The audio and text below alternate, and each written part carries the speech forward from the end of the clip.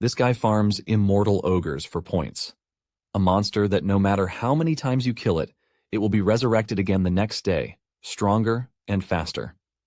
Thanks to his skill, decapitation, he drops them in one clean strike and treats the hunt like practice. With the points he earns, he blesses a withered tree into an emperor apple tree, and those apples sell for a crazy amount of money. But he wasn't always this strong. To understand the story better, let's go back to the very start. Earth was dying and lost every vitality it had to provide, and then a certain being revealed just what Earth needed.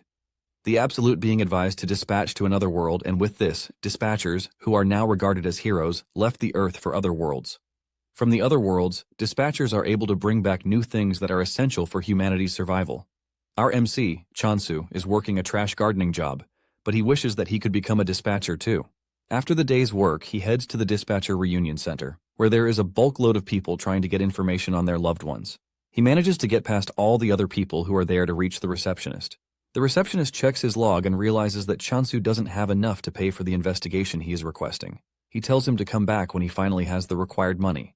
Chansu begs the man to at least give him some news, but he is pushed out of the way by the next customer. Chansu has no choice but to step away, and he walks back home decisively. Apparently, when he was little, his father was a top-ranked veteran also known as a returnee. They were always together, but when Earth's condition got worse, he was dispatched again. And since then, he hasn't seen his father again. After waiting for so long, his mother also went in search of her husband, but in the end, Chansu found himself all alone. He has grown so much that the memories he has with them have started to fade. He can't even picture their faces clearly anymore. Suddenly, a bright golden light hits the outside of his apartment, leaving a massive wave that sends him flying into the wall. He passes out cold, and when he wakes up, it's been hours. An emergency news alert popped up on his phone warning about the turbulence and flash caused by a returnee's re-entry. To make the situation worse, an S-rank returnee announces his retirement, shocking everyone. The S-rank dude talks about how he failed to protect the dispatchers who accompanied him. He also could not protect his god, and in the end, he returned alone, a failure. The dude says he can no longer dispatch because he has lost the ability and the qualification to do so. Apparently, the earthquake and the bright light were a result of his re-entry. With a broken voice, the dude announces his retirement, while asking everyone to do their best to protect Earth. This is basically bad news for everyone because Earth's population has grown below 500 million, making it hard to raise high-ranking dispatchers. Chansu cannot believe that the dude failed at his mission, and he is also retiring from it. Just then, he hears a knock on the door, and he wonders who it could be. He stands and he walks to the door, wondering why he is getting a visit because it is very unusual. He opens the door and hears a voice calling him, but he doesn't see anyone standing at the door. Just as he is about to start believing that he is going crazy, the voice directs him to look down. Chansu stares down to see a cute talking bunny holding a tablet device and staring at him. This scares Chansu so hard that he falls on his arse, but the rabbit simply continues with his business, asking him if he is Chansu. The rabbit then tells Chansu to calm his nerves because he brought wonderful news for him. The rabbit smiles, congratulating Chansu on becoming a dispatcher. Chansu is shocked to hear this, forcing him to ask the rabbit again if he knows what he is saying. The rabbit admits that Chansu is probably confused, but he assures him that it doesn't take away the fact that he has been chosen. Since Chansu is acting suspiciously, the rabbit suggests that they move to another location. As they walk through an unfamiliar hallway, the rabbit asks Chansu if he has any special skills, because most people have at least one. Chansu then replies that he is the highest in the trash league, which is why he is not even qualified to be a dispatcher. However, he is pretty good at trimming trees or flowers. The rabbit is shocked to his bones when he hears this, and Chansu is also surprised that the dude approached him without knowing that he is worthless. The rabbit then calms himself down, saying there is always a reason for everything. He assures Chansu that he might be worthless, but it doesn't change the fact that he was chosen. Chansu is completely blown away because he never expected to find himself in the dispatch center, which means a chance has finally come for him. They arrive at a very large door, and the rabbit suggests that they go inside to continue their conversation. Before the rabbit could continue with what he was saying, Chansu had reached the door. He tries opening the giant door, but for obvious reasons, the door won't budge. This is when the rabbit disgustingly asks him what he is doing with the door. The rabbit says the entrance they are going to use is to his right. Chansu doesn't want to believe his eyes when he realizes that the rabbit is pointing to a very tiny door, which is a perfect size for the rabbit, not freaking humans. The rabbit says he has never had issues using the door, and Chansu is forced to remind him that he is a freaking rabbit. Believing that the rabbit is nuts, Chansu says he has to leave, and the rabbit asks him if he is sure he is making the right decision. The rabbit reminds him that he has failed every test that he has taken, but in the end, a rare opportunity has come knocking on his door. The rabbit asks him if he thinks an opportunity like this will ever come in his lifetime again. The rabbit tries to tell Chansu that he is not trying to coerce him because he is free to leave if that is what he really wants. After hearing this, Chansu has no choice but to crawl through the small passage to follow the rabbit to his bright, tidy office. This is shocking to Chansu because he was expecting a tiny office. The rabbit then tells him that there is a world that is suited just for him. Chansu is confused by this, asking if there is a different world that fits each person. The rabbit informs him that there is a world called block-type land grabbing, and it has an event in progress. Chansu's eyes light up in shock when he sees this, and the rabbit assumes that he knows about it, but Chansu says it is his first time hearing about it. The rabbit mentions that the world is the most sought after in recent days. Apparently, the world has the unique feature of receiving the divine protection of a god. Chansu becomes more interested when he hears this because the returner also made mention of a god. The rabbit notices the change in expression, and he assures him that choosing him has no connection to the recent event. Chansu then asks the rabbit what type of god he is talking about, and the rabbit mentions that gods are assigned on a random basis, but since Chansu is his favorite person, he might as well give him the chance to choose what god he wants. The rabbit then brings out 3 cards, asking Chansu if he is ready to choose. Chansu is confused by this because he doesn't even know which of the cards is good or bad. The rabbit reminds him that this opportunity might not come again, and Chansu agrees with him. Remembering his father, Chansu is pissed that he is even hesitating in the first place. Chansu then chooses his card, and a visual representation of the god appears right in front of him, shocking him. This scares the living daylight out of him, and when he stares at the card that he chose, he realizes that it is the god of negation, with a 44% rate. The rabbit urges him not to be a coward because everything he just saw is nothing but a dramatic effect. With his heart almost out of his body, Chansu is forced to ask just what kind of god would require an effect that almost sends him to the afterlife. In addition, Chansu doesn't think the god is the right choice for him because the name alone spells trouble. Chansu gets back on his feet and nervously asks the rabbit if there is a chance that he can draw the cards again. The rabbit assures him that he can, ultimately shocking him. Chansu quickly draws the card, and just like before, he pulls the god of negation again. Chansu is pissed, and he starts assuming that the draws are a scam because there is no way he is getting the same god every single time. The rabbit then tells him that there is nothing wrong with the cards. Chansu is surprised to see the rabbit change his expression, and then he tells him that he has just one last chance to draw a card. He urges Chansu to choose properly this time around. Chansu is frustrated, and he hopes to just pick anything, which is basically not the god of negation. He draws another card, and this time a bright green light appears, and Chansu's face brightens up with hope. This time around he pulled a card, which is the goddess of abundance, but it has a less than 1% probability. He is about to lose interest when he sees a visual representation of the goddess, and boy, she is freaking hot. Even the rabbit can see the practical imagination on Chansu's face. The rabbit smiles, asking Chansu if he would like another chance. This shocks Chansu because the dude literally just told him he was giving him the last chance. Chansu then asks the rabbit what would happen if he decides on the current card, and the rabbit lets him know that he would have to depart immediately. Chansu is shocked to hear this, and the rabbit asks him if there is any reason for him to hesitate. He tells Chansu that he has a rare chance to go from being a dispatcher to becoming a returner. The rabbit starts feeding his head with sweet imaginations of how people will celebrate him for being a hero. The rabbit tells him that being a dispatcher will give him a very good life, which is 10 times better than the one he is currently living. Chansu realizes that the rabbit is actually right because his life is basically worthless in the first place.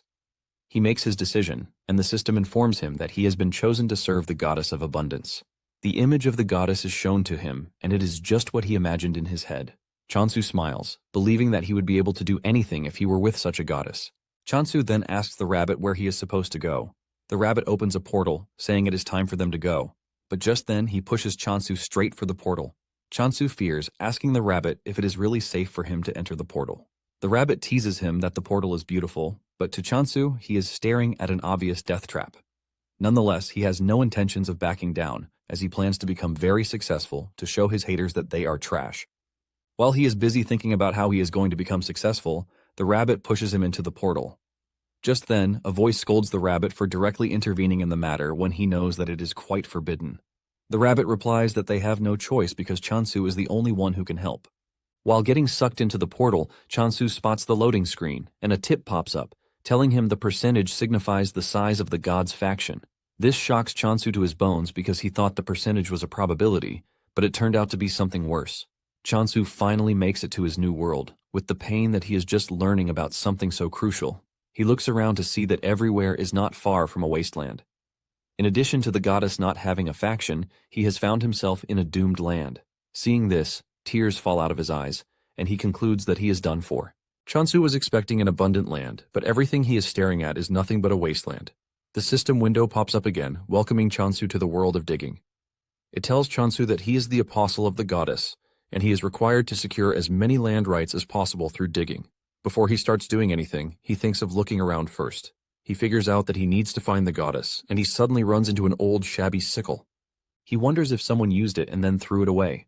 Since he is a gardener, the sickle matches his hand really perfectly. Suddenly he feels an overwhelming presence behind him, and fear grips him that a monster is about to consume him. Fear creeps through his body when he realizes that he hasn't even met the goddess yet, and a monster is about to make a meal of him. Chansu concludes that death is the last thing he wants at the moment. He decides to threaten the monster by swinging his sickle. He turns around and swings it really hard, only for him to see that there is no monster but a cute hamster staring at him. Chansu crouches to stare at the hamster, and he can clearly see that it doesn't harbor any sense of hostility toward him. Suddenly, it crosses his mind that he might get a bonus for taking out the hamster, and the hamster screams out its lungs in fear. Chansu smiles, because he has successfully messed with the hamster. He decides to let it live as long as it doesn't cause him any problems. Suddenly, the hamster turns around to leave. The hamster stops at a distance, beckoning Chansu to follow him. Chansu then runs after the hamster, which is pretty fast for its size. Chansu wonders where they are going until they reach a stream, where Chansu wastes no time fetching water into his bottle to drink. He feels very refreshed, and he asks the hamster if he knows where the goddess is staying. The hamster tries responding to him, but their communication technique differs from each other.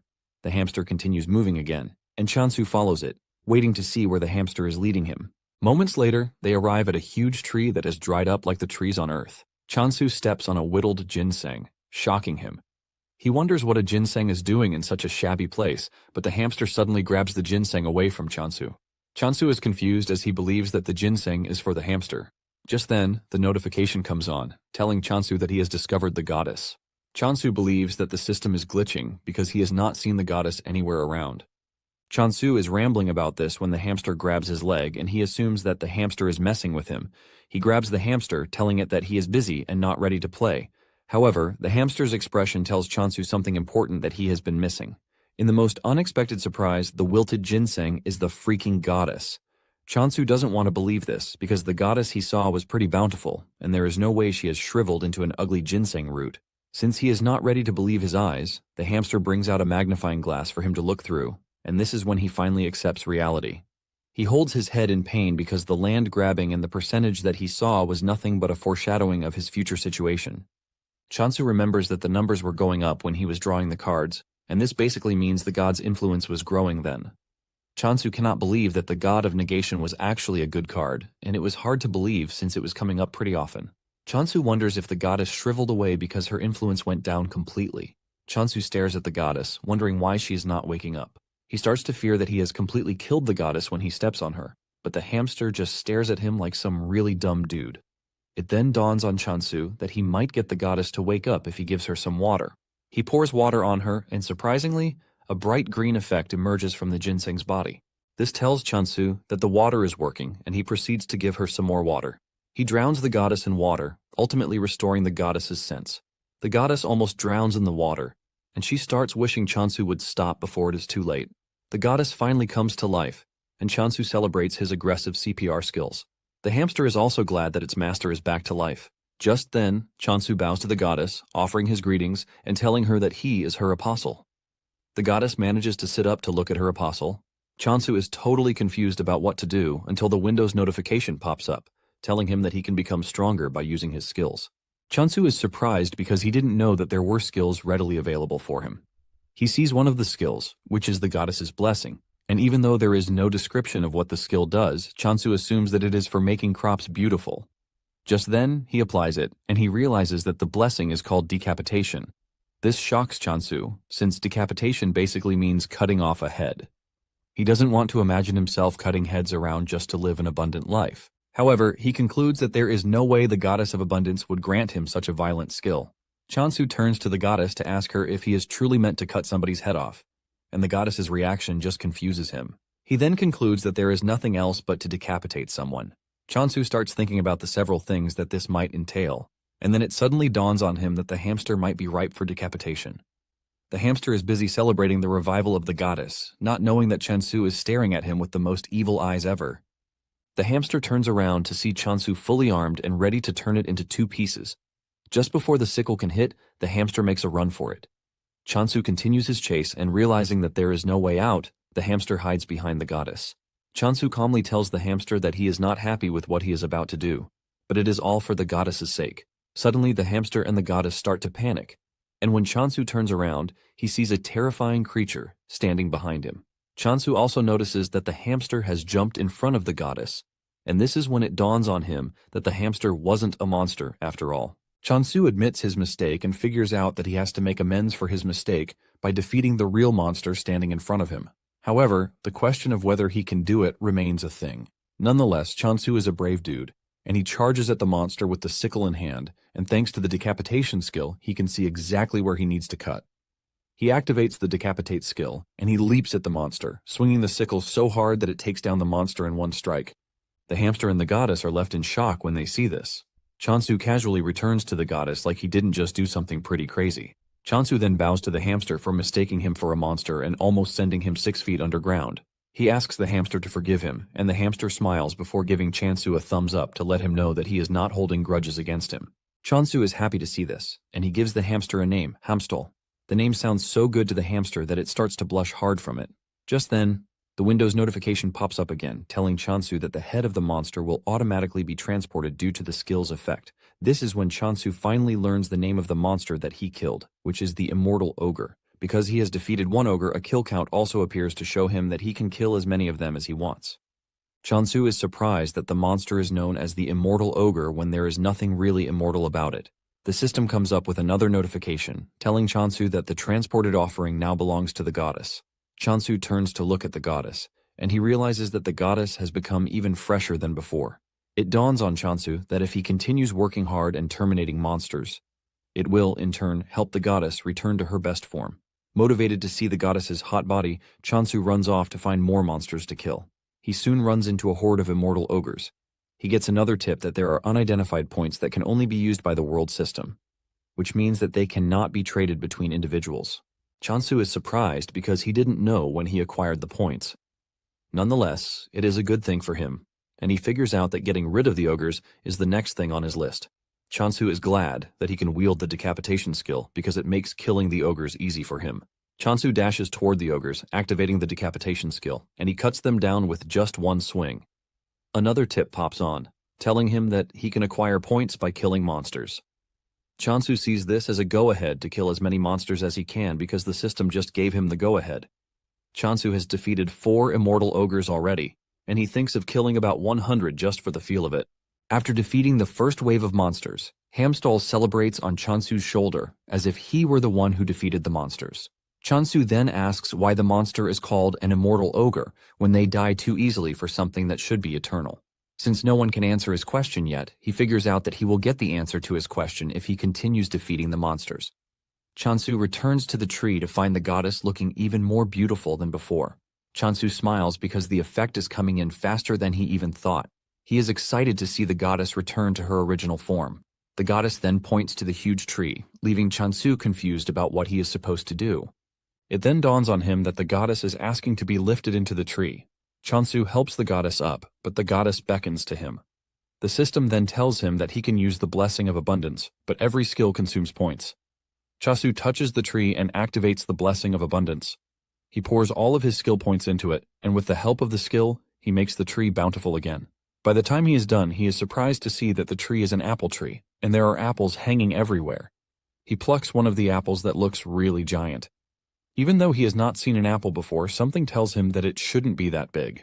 Even though he is tempted to munch on the apple, he decides to offer the first harvest to the goddess. The goddess accepts the fruit, and to his shock, the goddess absorbs the apple in seconds. This leaves Chansu questioning the possibility of what he just witnessed. He realizes that the goddess is quite powerful and figures out that getting on the goddess's bad side is not a good thing for him. Chansu leaps onto the tree to fetch a bunch of apples so that he and Hamstall can both eat. Chansu figures out that he has to be pretty strong because the goddess he serves is not one to joke around with. Chansu munches on the apple, and he is surprised at just how delicious it is. While he is quietly enjoying his apple breakfast, The goddess, on the other hand, is wondering how Chansu is able to defeat several monsters in a single day. In addition to this, he was able to bring such a giant tree to life in just a day. A cold feeling runs through the goddess's body as she starts to wonder where such a monstrous boy like Chansu emerged from. Taking a deep dive into Abundance's backstory, she was in charge of food, and she was a force to reckon with because of the high-quality agricultural products that she offers. However, when the god of corruption started absorbing other factions, Abundance had no choice but to run away because corruption's power was getting too massive. To survive, Abundance abandoned her trade and resorted to hunting monsters, but her forces were unfit for combat. Because of this, they could not win a single battle, and as a last resort they modified their skill to make something else. However, this didn't guarantee Abundance's survival. Basically, the decapitating skill that Chansu thinks is for cutting off monsters' heads is actually a skill to help Abundance's subordinates bring back the heads of dead animals or monsters. Because her subordinates were bad at combat, they could only do their best. Just by staring at Chansu, the goddess is crippled with fear because he is completely different from what she envisioned. She wonders why Chansu chose her, but nonetheless she comes to the conclusion that Chansu now belongs to her. Chansu is trying to get another apple fruit when the goddess clings to his leg, and this scares Chansu, who believes that the goddess is trying to absorb him. But the goddess is only trying to hug him to thank him for everything so far. Later on, the goddess falls asleep, and Chansu lays her on the altar to sleep, but a loud thunder strikes out of nowhere. Chansu fears that this will wake the goddess, but to his surprise, the goddess remains fast asleep. Just then, Chansu realizes that apples alone won't sustain him. And at that moment, the system informs him that the delivery event is now in progress. Chansu is surprised to see that something like this exists. However, to make a delivery, he has to be able to contact those back on Earth. However, he notices that Hamstel is also tired, and he lays him beside the goddess. He even covers the two with leaves to serve as a blanket.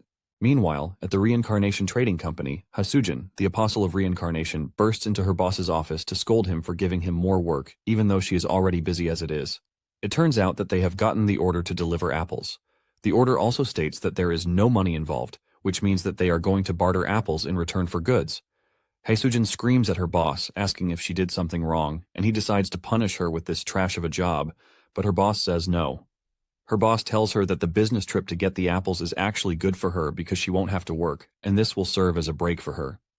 Her boss tells her that staying at the office means more work for her, and he urges her to use the trip to clear her head a bit. Hasujin argues with him, saying there is no one else to send on the trip, which is why he is sending her. Her boss chuckles nervously because she might be right with her deduction. Her boss urges her to get a move on because she might just discover something lucky on the trip. He waves her goodbye, hoping that something good comes out of the trip. Hasujin checks out the order logs and realizes that there are a bunch of deliveries that she has to do, and she hopes that it is worth it, or else there is going to be a big problem. Meanwhile, Chansu has been gathering apples in preparation for delivery. While Chansu is gathering the apples, Hamstel is having a field day with them. Chansu soon finds him munching on the apples, and he grabs him, telling him to stop messing around with the apples. He tells him that the apples are for trading because they will be meeting with someone later in the day. Since the delivery person will be coming a long way, Chansu figures out that acting all cool on the first day will leave a good impression on whoever the person is. According to the information he got when signing the delivery event, he found out that the world is truly divided into blocks, and the Block Territory Conquest Grand Summon event is in progress. Even though it appears as a regular land, there is a wall at the edge, and to move to another block, a movement ticket is needed. Chansu figures out that there is really nothing around him, and it would take him a whole week to reach the nearest village. Chansu is glad that the delivery only takes 2 days. Even though it is quite fast, Chansu doesn't care as long as he gets his sleeping bags pretty fast. In addition, he ordered a cushion for the goddess to sleep on. Chansu is aiming to raise the goddess's affection to the maximum to make sure he doesn't get on her bad side. Chansu also notices that the immortal ogres have been showing up on their own since the day before, which is a good thing for him. He has finally figured out in the name that the immortal is more or less a reviving term. Nonetheless, Chansu doesn't care, as long as he gets to terminate as many of them as he can, while farming for points. While battling it out with the monsters, he almost gets crushed from behind, but he manages to dodge. This is when it dawns on him that the monsters have gotten slightly faster. He assumes that the monsters grow stronger just like skills do. Even with this, Chansu feels no danger coming from them whatsoever.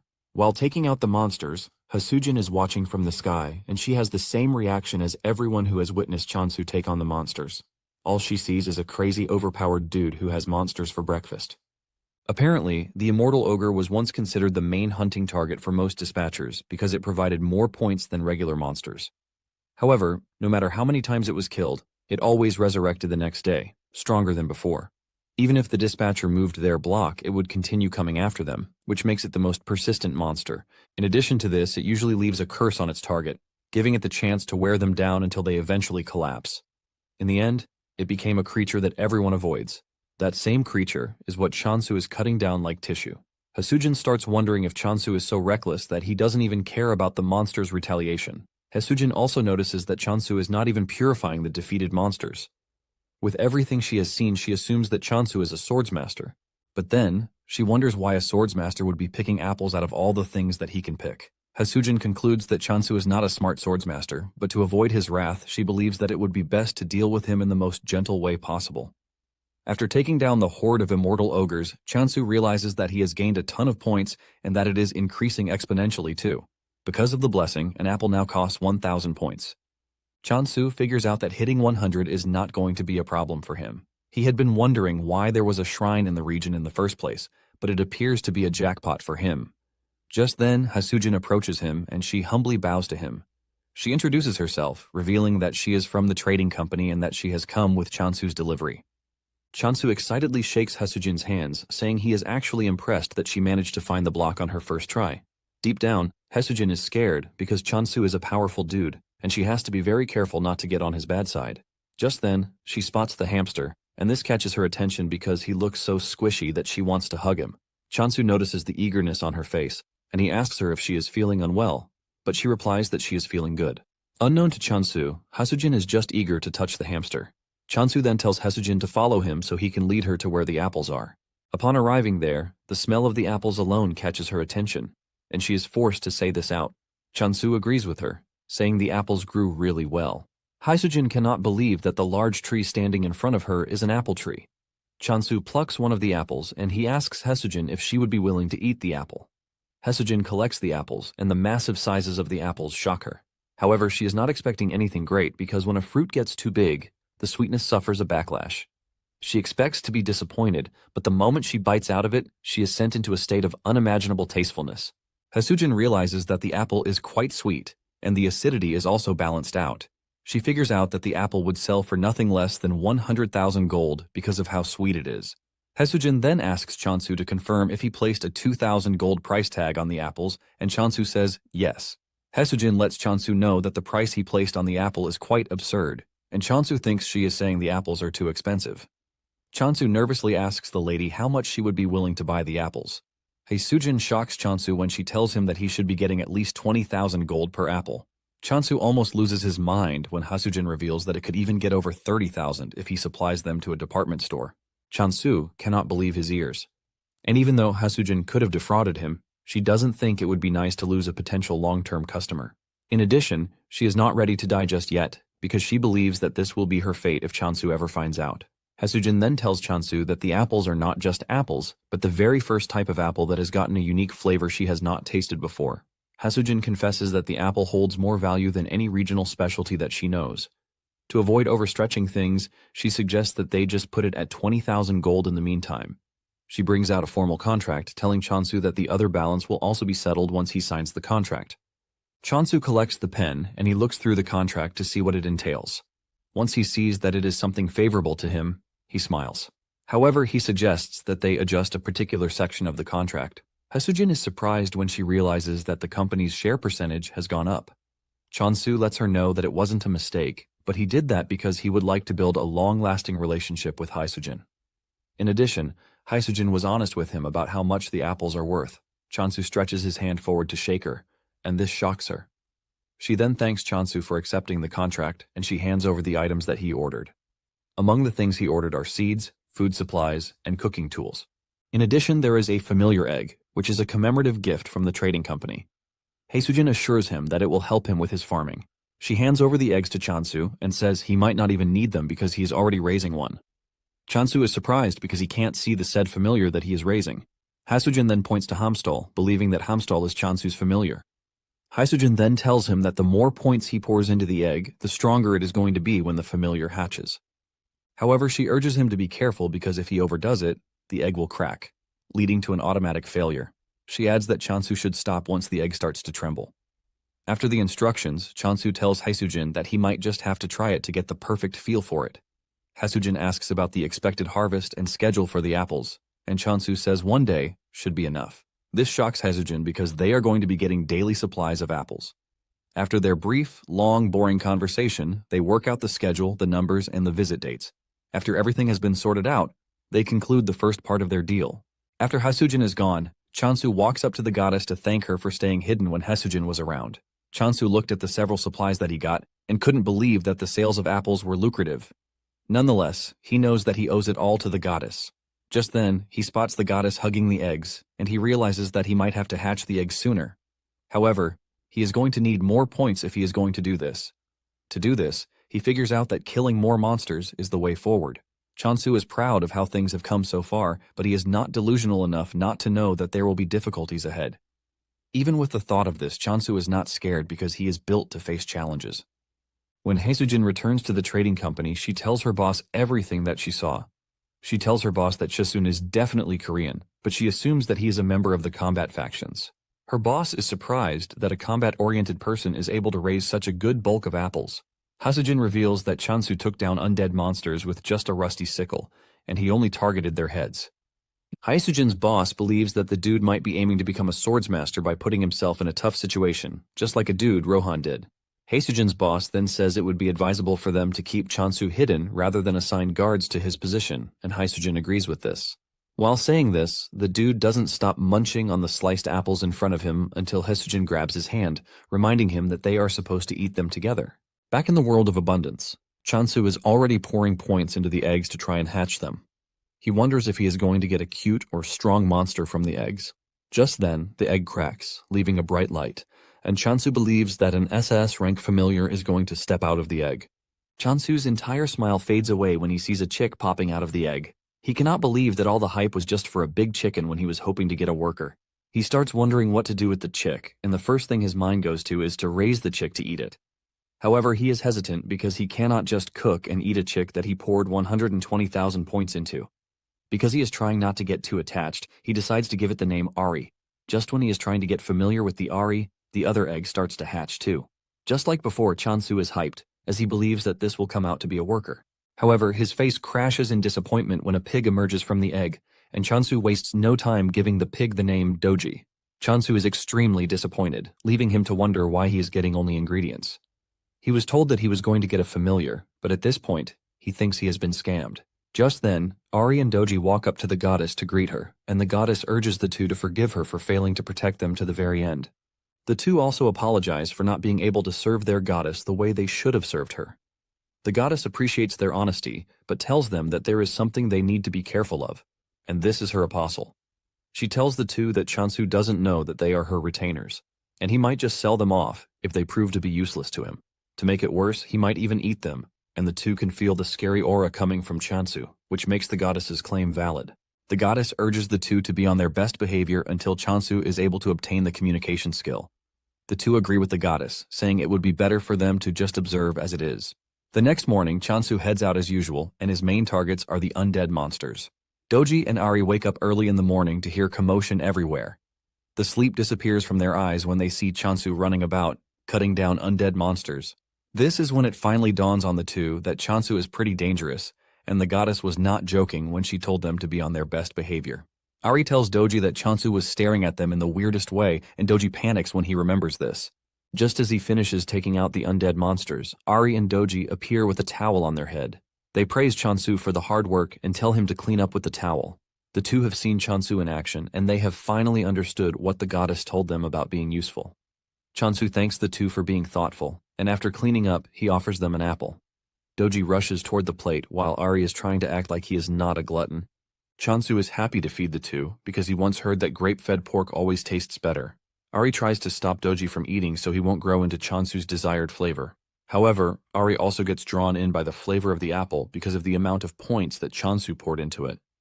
Nonetheless, he manages to control himself. Chansu then offers him grains and he jumps on the grains without wasting time. To him, he is making the right decision because he is never going to grow into fried chicken like Doji. After this, Chansu moves over to farming. He has Doji dig the ground, while Ari plants the black bean seeds. Chansu then covers the ground and gives the seeds water before adding the blessing of abundance. In no time, Chansu has a farm with healthy plants covering it. Chansu holds one of the seeds in his hands, and the moment Ari spots the seed, he locks in on it. He rushes toward Chansu, but he hides the seed, telling him that the first harvest must be given to the goddess. Chansu gives the goddess the seed as usual, and she absorbs it in the most weird way, just like she always does. Chansu then tells Ari and Doji that it is time they eat because they are going to plant potatoes later. Unlike before, Ari consumes as much food as Doji. The two end up looking like inflated balloons, and Ari believes that he is done for because he couldn't hold back his hunger. On the other hand, Chansu is just happy that the two are eating well, and this serves as a motivation for him to plant more crops that they are going to enjoy. Just then, his mind crosses the apples, and he hopes that they are selling well on the market. At the store, Hasujin's boss notices that the apples are the only items left for sale. A lot of people have gathered, but none of them are ready to buy, which is expected. He had even decorated the apple and packaged it well to make it more pleasing, but people don't think a single apple is worth 200,000 gold. He is left scratching his head in frustration because he has no idea how to convince people that the apple is actually delicious. He is pretty sure that everyone will change their minds after just a bite, but the problem is getting them to have a bite. Suddenly, he hears someone purchasing the apples. He rushes to the attendant to ask him what just happened, and the attendant reveals that all of the apples are sold out. He doesn't want to believe this, since there was still a bulk load of it some minutes ago. The attendant reveals that someone tasted one and then bought everything. The signature on the payment slip says Rohan, and this is when it dawns on the manager that the person who just patronized them and bought out the apples is none other than Rohan, the pioneer of the handicap training method. Rohan is also known as the unrivaled swordsmaster, which makes him a big deal, and the manager admits that they have struck gold. This ends up making the news big time, and everyone believes that the apples are what Rohan ate to become a swordsmaster. Haesujin's boss, Ryuwu, starts getting calls from everywhere. Everyone wants a box or 100 boxes of the miracle apple. A week after Chansu arrived in the abundance world, he admits that he has been living life greatly. He has potatoes with him, and he is ready to cook. While cooking the tasty potatoes, Doji is already holding his leg to let him know that he is interested. Chansu simply reveals that he is not making the potato for him because he just finished eating his own meal. Nonetheless, he still gives him some to eat. Moments later, Haesujin shows up, and she is surprised to see that all of Chansu's familiars have hatched. To Haesujin, she is staring at a bunch of cute teddies that she can hug to feel better. Meanwhile, Hamstal and the other two are covering the goddess to make sure that she is not exposed to Haesujin's glaring eyes. Chansu then asks Haesujin why she came. Haesujin mentions that she has some good news for him. She brings out sales receipts to tell Chansu that all the apples sold out, and they all sold out for the tagged amount too. Chansu holds his head in shock and amazement because everything went off in just 2 days. Haesujin tells him that the most unbelievable part of everything is that everyone now wants a taste of the apple. Chansu is blown away because he never saw apple as something that would command so much money. He remembers that apples were usually sold for less than 1,000 gold. Because he's getting 30% of the profits, Chansu realizes that he is going to make at least 60,000 gold per apple. With a simple calculation, he realizes that he would have gained 3 million in one day if he managed to sell 50 apples. Chansu's mind blows out of the roof when he realizes that an annual profit of 1 billion is coming his way. Chansu is glad that he is on the right trajectory, and he believes that with this, he might be able to find a clue about his parents. Chansu tells Haesujin that he is not a mood killer, but he asks her how long she thinks the hype over the Emperor apples will last. Chansu knows that the apples are currently popular, but he also knows that there is no way they will continue selling for that huge amount in the future. Haesujin then assures Chansu that she understands his concern, but lets him know that 100 apples a day to a target audience of 1 million means they will still be in business for 27 years. Chansu is shocked to hear this, and he assumes that it is an overestimation. Haesujin then tells Chansu that he has nothing to worry about. Haesujin then asks him if he has thought about increasing his apple production. Chasun smiles nervously, saying he has grown other crops too, and it will be nice if she tastes them. He assures her that they are as tasty as the apples. Haesujin's eyes light up like a goblin when she hears this. Chansu then tells her to sit tight while he serves her potatoes first. Haesujin takes a bite out of the potatoes and she melts in sheer joy at how sweet they are. She starts imagining all the good things that will come out of the potato if managed right. Just then, Chansu shows up with pancakes and fries. Haesujin shed tears as she consumed the food in front of her. She mentions that the potato fries can be considered a main dish instead of a side dish. Chansu then finishes the combo with roasted sweet potatoes. The moment he serves this, Doji and Ari go crazy, demanding that he give them too. Chansu then suggests that they all eat together. Chansu notices that Ari is looking skinny, and there is one explanation for this. It is basically because Doji has been stealing Ari's food, preventing him from eating properly. Hamstal jumps on the table to eat with Hasujin, and Chansu asks Hasujin for her thoughts on the potatoes because he plans on selling them too. Hasujin thanks Chansu for the delicious meal, and then asks if there is a way he can grow the crops and also increase apple production. Chansu replies that it would be difficult, since he is going to need more points. At the same time, Chansu doesn't think it would be wise for him to use all of his points on farming. Hasujin lets Chansu know that his efforts are appreciated, but she urges him to focus more on apples. Hasujin mentions that all of the apostles are Korean, and the culture of the world is built on this. Hasujin says the food is amazing, but lets Chansu know that it is hard to charge a premium price for crops alone. Hasujin says the crops won't be as profitable as apples even if people start to demand them. Hasujin goes on her knees, begging Chansu to consider apple production as his primary assignment. Realizing that there is no changing her mind, Chansu asks her if 100 apples a day will be enough, and her eyes light up when she hears this. She thanks Chansu for reconsidering and putting her suggestion into the books.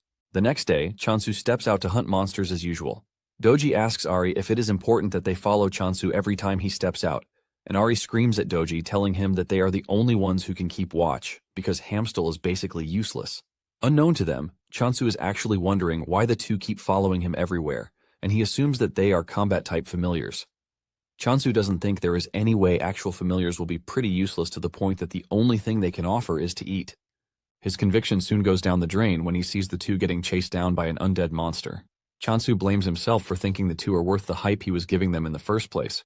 Just then, Doji trips, giving the undead monster the chance to close down on him. Chansu tries to reach him, but the distance is just too much for him. Chansu tries getting the monster's attention by screaming, but even this doesn't work. Chansu swings his sickle, but even this proves to be useless because the range is short. Suddenly, the monster dies, shocking Chansu because he knows that the sickle didn't reach the monster. Just then it dawns on him that the skill might have been upgraded, and the skill range has increased.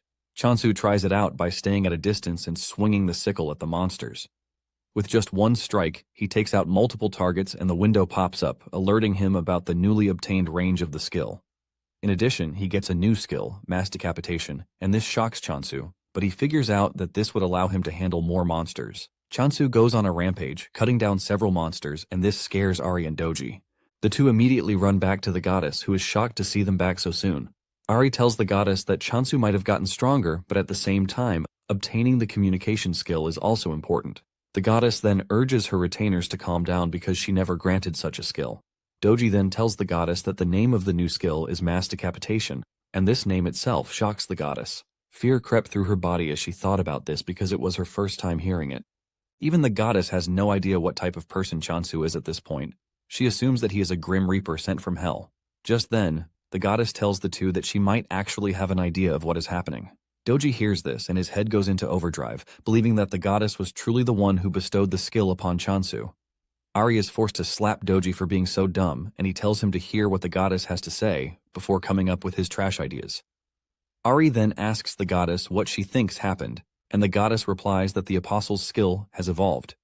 The goddess mentions that decapitation skill is a modified version of the harvesting skill. She reminds them that the evolved skill allowed the user to engage in a wide range of harvesting, just the same way that the goddess thinks Chansu's skill has evolved into mass decapitation. Ari is surprised to hear this, and he mentions that this was something first-year apostles only could do. The goddess agrees, saying this is exactly why Chansu is pretty scary. However, the goddess thinks he is a thankful dude, which makes things a bit better. The goddess says Chansu might be growing at an exponential rate, but it is all thanks to his growth that they are safe to some extent. The goddess then says she will give Chansu the communication skill once he returns. Moments later, Chansu returns, and the goddess excitedly gives Chansu the chance to pick between two new skills, since it is against the rules to define an apostle's path. Chansu stares at the status screen to see that he has two skills that he can choose from, which are the promise of abundance and communication. The goddess is confident and assured that Chansu is going to pick the communication skill. The goddess can't wait to tell Chansu to stay away from danger and also to thank him for everything he has done so far. After taking a minute to think about his choices, Chansu picks the promise of abundance skill, shocking the goddess, who least expected this. Before making his decision, Chansu had stared at the screen for some time to know which skill would work best. He stared at the communication skill and realized that it was just a skill that allowed him to communicate with plants and animals. The horror of hearing Ari and the others scream at him whenever they are pissed made him realize that he is going to have a really hellish life if he picks the communication skill. Since there is a saying that ignorance is bliss, he decides that choosing the communication skill would be a wrong move. This is why he went for the promise of abundance instead. And the moment he picked the promise of abundance skill, he realized that everyone is pretty gloomy. He now has 2 skills on the board, but just like before, there is no description for the skill. Chansu then picks out an apple with the intention of giving it to the goddess as a first offering. But to his surprise, the goddess turns her back to him, and she starts to cry. On the status screen, Chansu learns that depending on how he uses his skill, the points will return accordingly. Chansu wonders why the goddess is rejecting the apple that he gave her.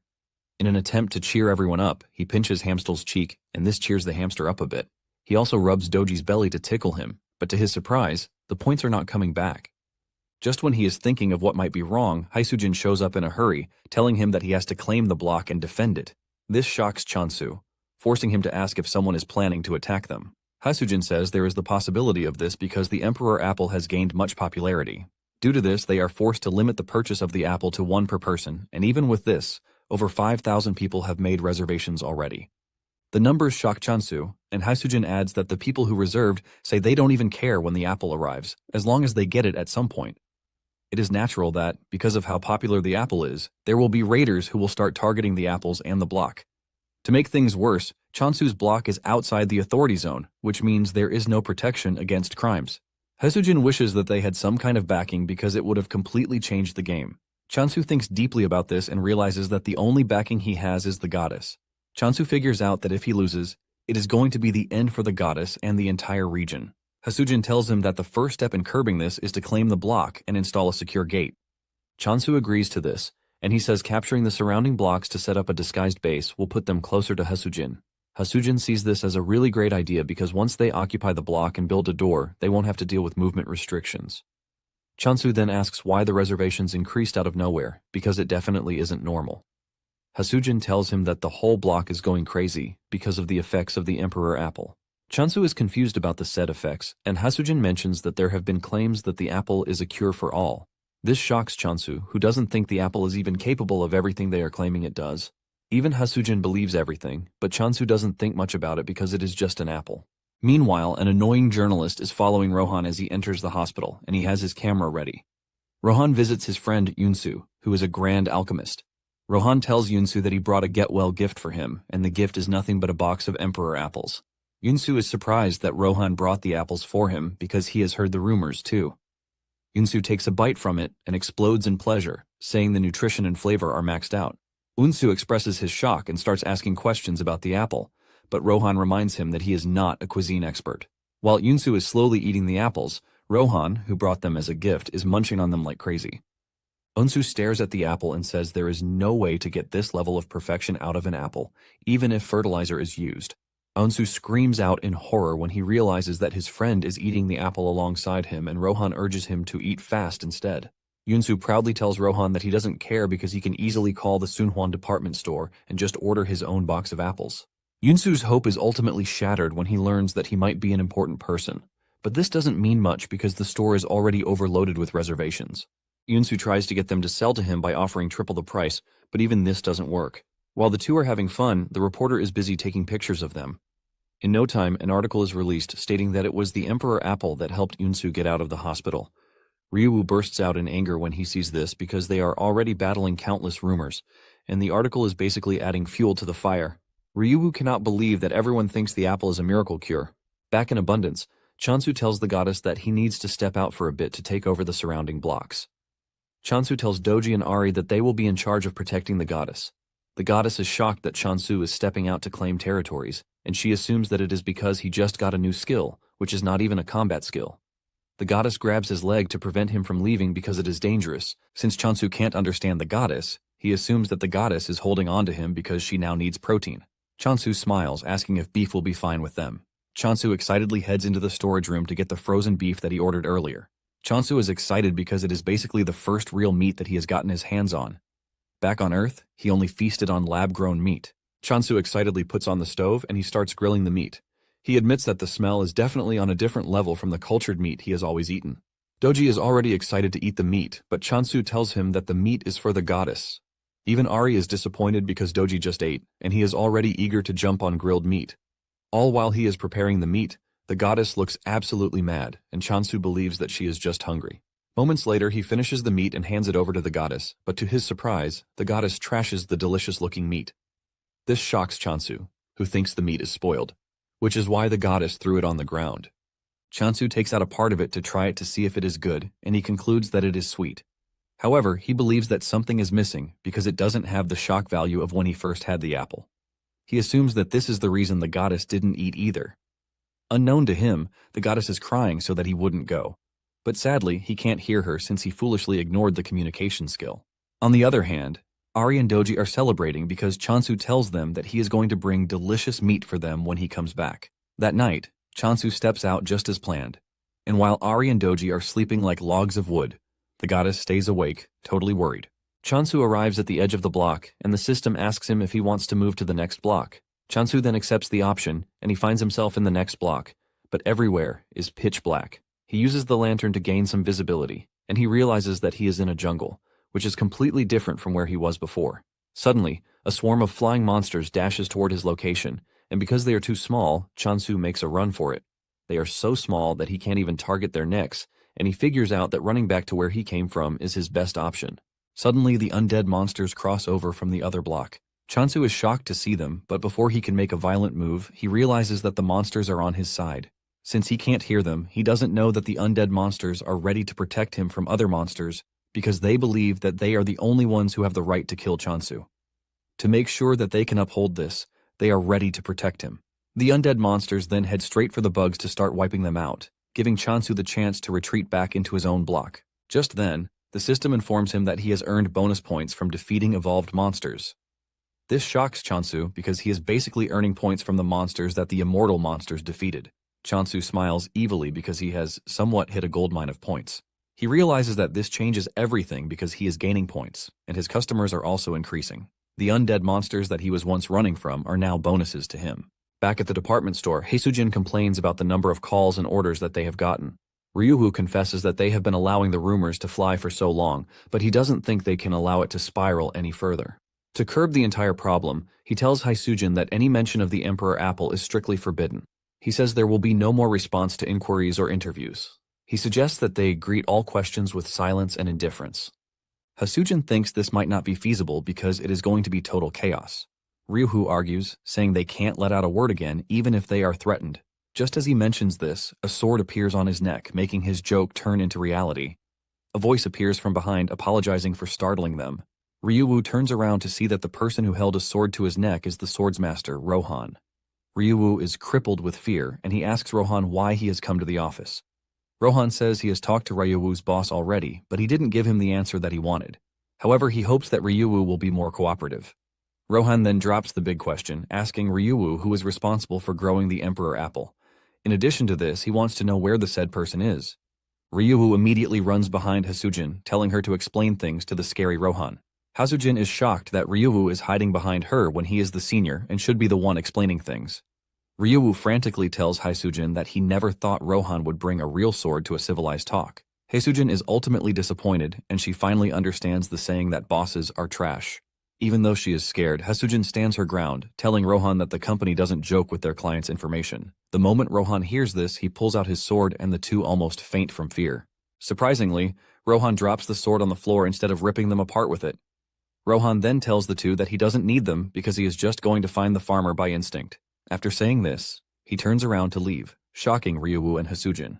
Haesujin has no idea what is happening, and he asks Ryuhu what the dude meant by instinct. Ryuhu reveals that swordmasters usually have instincts that are far better than those of a regular person. He tells Haesujin that he once heard that Rohan solved many problems in the past using his instinct only. Haesujin is blown away by this, leaving her to wonder if what Rohan just said is possible. 2 days later, Chansu was waiting for the arrival of Rohan because Haesujin had already gave him the heads up. He wonders why Rohan has not shown up at his doorstep even after 2 days. Suddenly, he gets the notification that someone has entered the block. Without a doubt, he figures out that it has to be Rohan.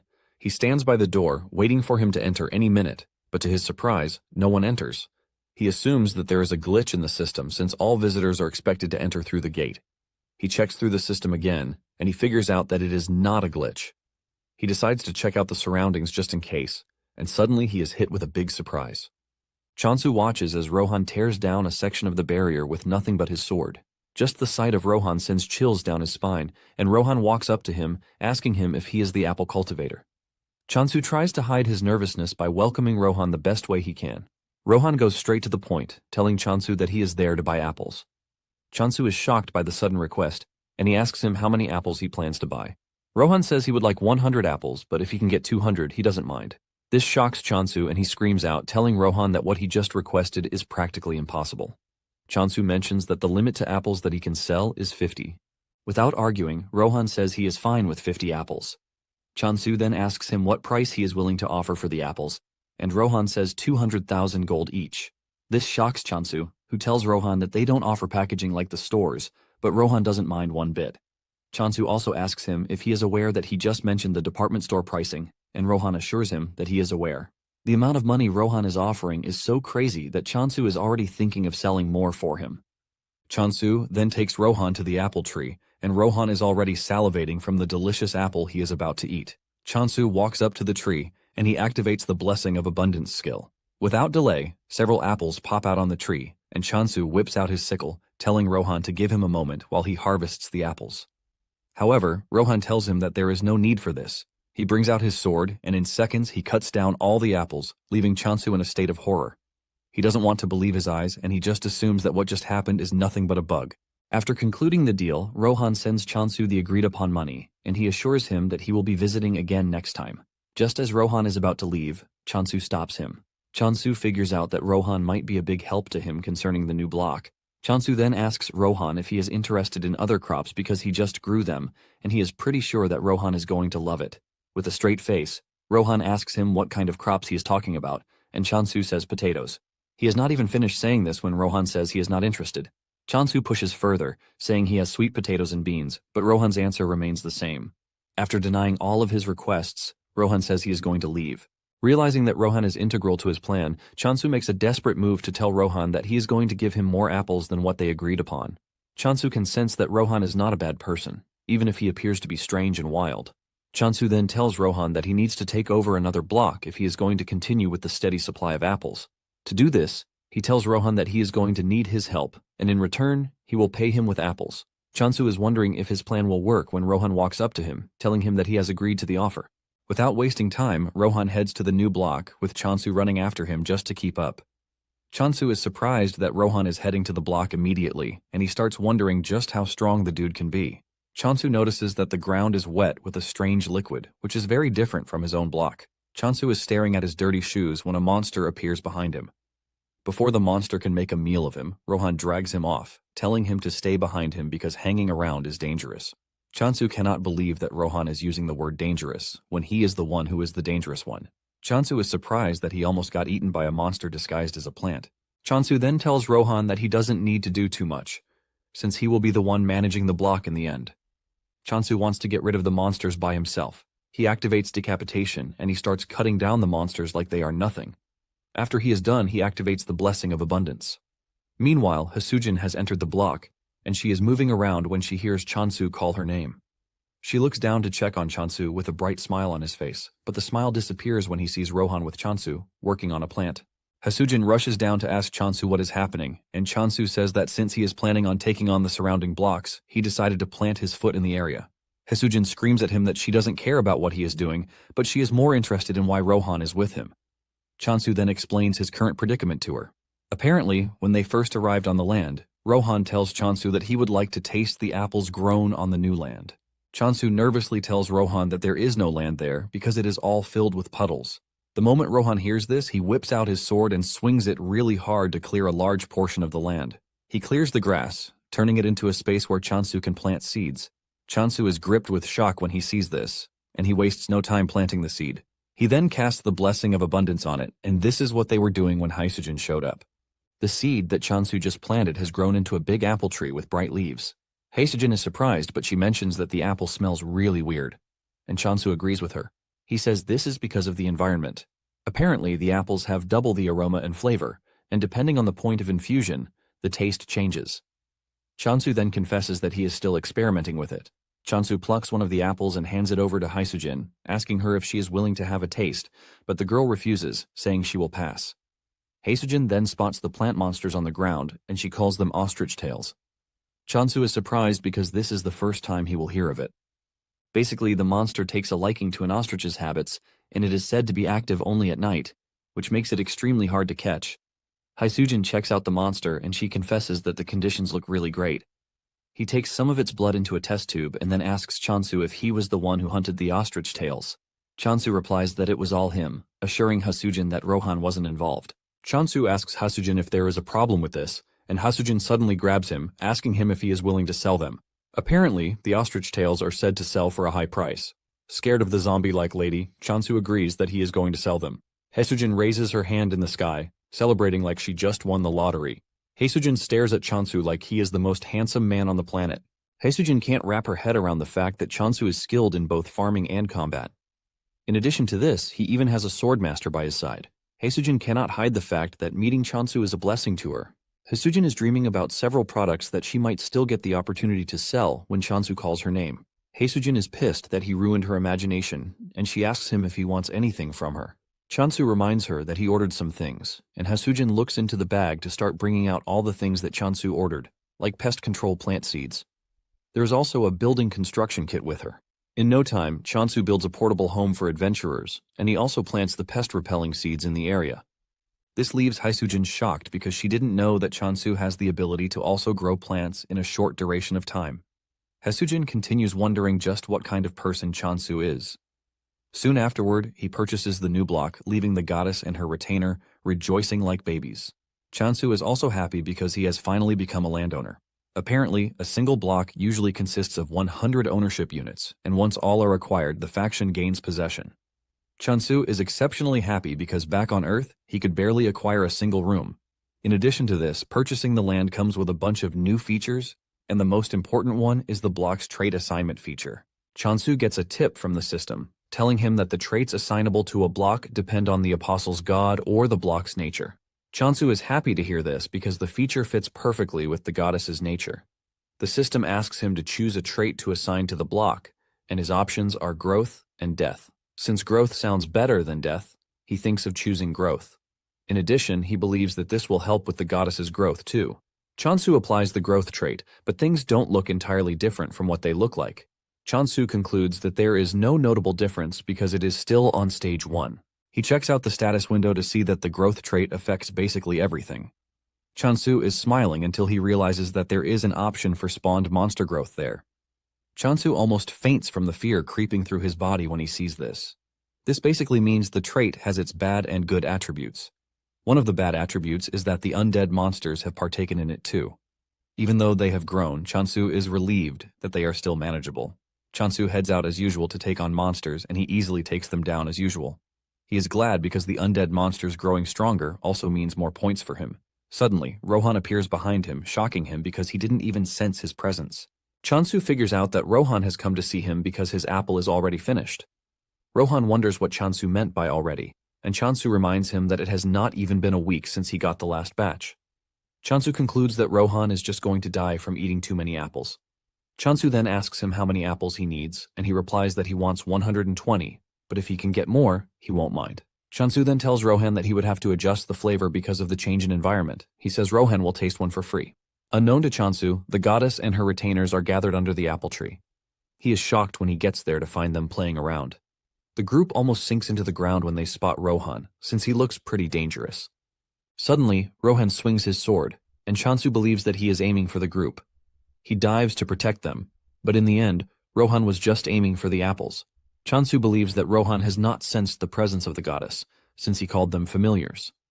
Just then, Rohan says he can sense the growth trait on the block, and because of this, he would like to stay and train, but he assures Chansu that he is going to pay. Chansu becomes interested when he hears that Rohan is willing to pay, and he asks him how much he is offering. Rohan smiles while telling him the amount of money he is ready to throw out. This sends Chansu into a state of ecstasy, and he immediately shakes Rohan's hand, welcoming him as his esteemed customer. Rohan asks him if he thinks his request is possible, and Chansu says yes. However, he wants to know if the environment will not be torn in half, and Rohan assures him that it won't. Chansu also asks if things will suddenly explode out of nowhere, but Rohan assures him that he has nothing to worry about. Chansu then tells Rohan that he doesn't have the power to manufacture monsters, since he doesn't even have lots of points to spare. Rohan lets him know that he doesn't need his help to sort out monsters because all he needs is a space in the corner. Chansu is surprised to hear that this is all Rohan needs. Chansu has no issues with this, but he tells Rohan that there is something else he wants aside from money. Chansu lets out his heart, saying he would like Rohan to be his guard. Since the world they are living in is prone to being in danger every time, Chansu thinks it would be better for Rohan to protect. After all, Rohan is one of the best swordsmen out there. Rohan replies that he will consider Chansu's offer if he can enhance the growth effect. Chansu is glad to hear this, and he assures Rohan that he is going to enhance the growth rate by 50,000 points every day. In addition, he's willing to provide 10 apples daily. Rohan is more concerned about the apples, and he asks if they can be purchased differently. Chansu then assures him that he doesn't have to worry about the apples. Meanwhile, Doji and the others are shaking in fear because it seems Rohan will now be staying with them. On the other hand, Chansu thinks the familiars will be happy because they have a swordsmaster protecting them. Chansu turns around to see a different reaction from the group. Rohan also sees this, but Chansu lies, saying the group is only shy because he is new. Chansu tries to get them to become familiar with Rohan, but the group runs away instead. Chansu cannot believe his eyes, but he moves past the embarrassing moment to tell Rohan his first request. Later on, the two are inspecting the other block when Rohan senses something behind the brushes. They walk over to check it out, only to find a cat lying there. Chansu is surprised because he wasn't expecting any other animals like Hamstel to be in the area. Because of how relaxed the cat looks, Chansu believes that it is not dangerous, and before Rohan can stop him, Chansu walks up to the cat to pet it. The cat wakes up to see an ugly face standing over it, and it jumps away like it just saw a ghost. The cat hisses at Chansu, which almost sends a chill feeling down his spine. The status window then informs Chansu that the cat is actually the Apostle of Negation, and it has declared war on his block. Chansu is shocked that the Apostle declared war on him just because he patted it a bit. With tears in his eyes, he asks Rohan if the cat is the Apostle of Negation because it has declared war on him. But Rohan believes that the dude is saying trash. Chansu suspects that the cat is mad because he was touched without permission. Chansu walks over to the cat to try to settle their differences while wondering why he has to fight a little cat. Just then, Rohan shocks him, telling him that he won't be fighting the cat. Rohan says the apostles he will be fighting will appear through the block's border very soon. Surprisingly, Rohan says they will be human. Chansu is shocked to hear this because it was easy for him to kill monsters, but humans are a different story. As if Rohan knows what he is thinking, he tells him that he is free to kill Negation. Rohan lets Chansu know that they have the option to resurrect at the temple. Chansu is shocked to hear this, and he asks Rohan if he is talking about a checkpoint, and Rohan says yes.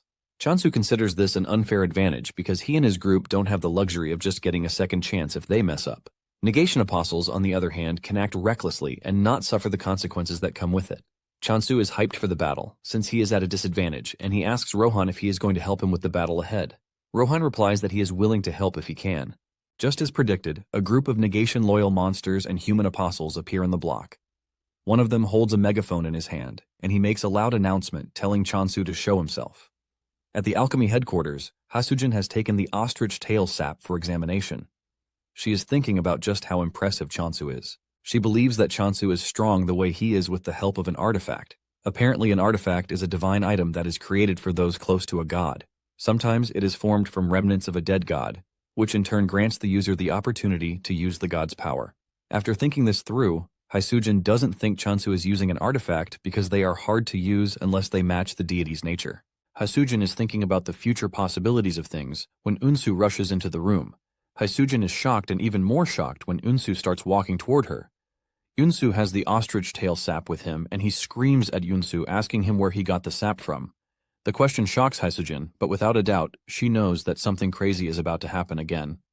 Back at Chansu's block, the apostles urge him to step out before they get tired of searching for him. Unknown to them, Chansu and Rohan are hiding in the nearby bushes. Chansu wonders why the dudes are acting recklessly, and he asks Rohan if he thinks this is because they can resurrect even if they die. Rohan confirms this, saying they are probably acting that way due to the chances of getting resurrected.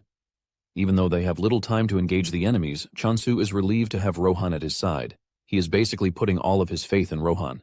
Just then, Chansu steps out of his hiding place, holding his sickle. The apostle stares at Chansu like he is some kind of weakling, and he tells him to bring him apples.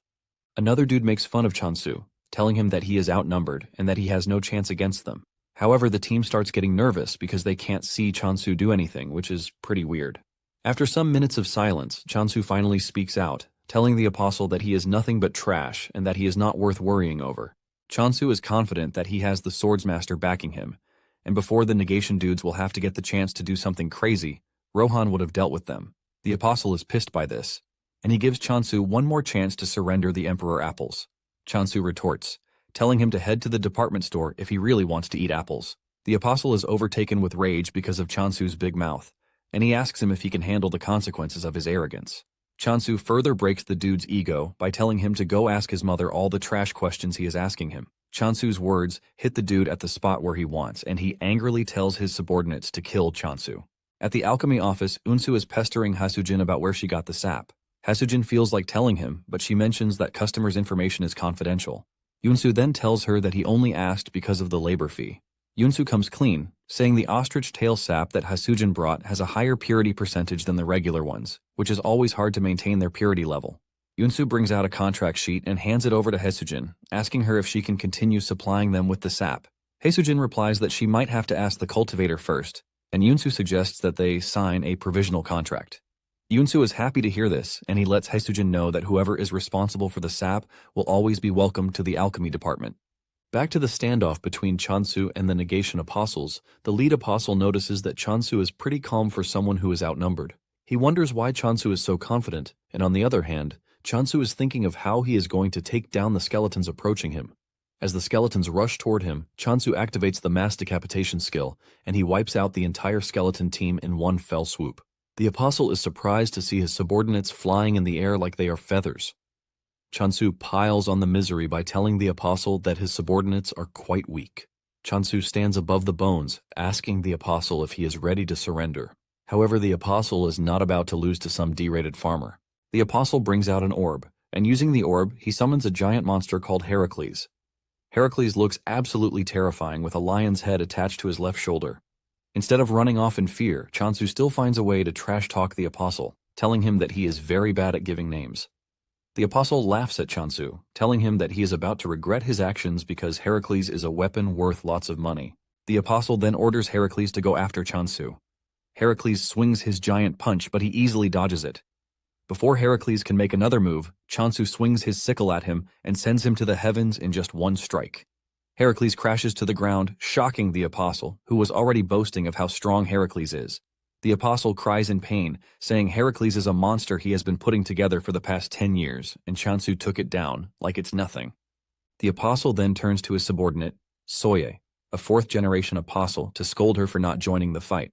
Soye reminds the dude that he was the one who confidently went after Chansu, and she doesn't see any reason why he should complain after getting whooped by a farmer. Soye tells the dude that she's willing to get her hands dirty, but she will be getting extra fees. After all, her role was to guide the way, and nothing else. Chansu is smiling and getting excited about the whole thing, until Soye turns her gaze at him, and her eyes turn red. This is when a tip comes in, telling Chansu that Soye uses the skill called Negation of Life, which places a curse on the target. The system doesn't sugarcoat how dangerous the skill is, and before Chansu knows it, he has fallen under Soye's skill. The annoying dude starts laughing when he realizes Chansu has fallen for Soye's trap. He tells Chansu that he is about to witness what happens when someone crosses the negation. Soye screams at the dude, telling him not to forget the real reason why they came in the first place. The dude quickly gets a move on to try and find the apple tree, but he promises to get revenge for his broken creation later. As he dashes through the woods, he can smell the apples in the air, and he figures out that it is just a matter of time before he gets there. Suddenly, he notices a faint movement behind him, but when he turns around, he sees no one. He is left in confusion as he doesn't know where the person is. Suddenly, Rohan appears above him, and thanks to Rohan being a popular swordmaster, the dude recognizes him. However, this doesn't do him much help as Rohan cuts him down. Meanwhile, Chansu suddenly opens his eyes to find himself back on Earth. The last thing he remembered was fighting the negation, but he had suddenly appeared somewhere else. He realizes that things appear to be totally different from what he knows. Just then, he hears his parents call his name from behind.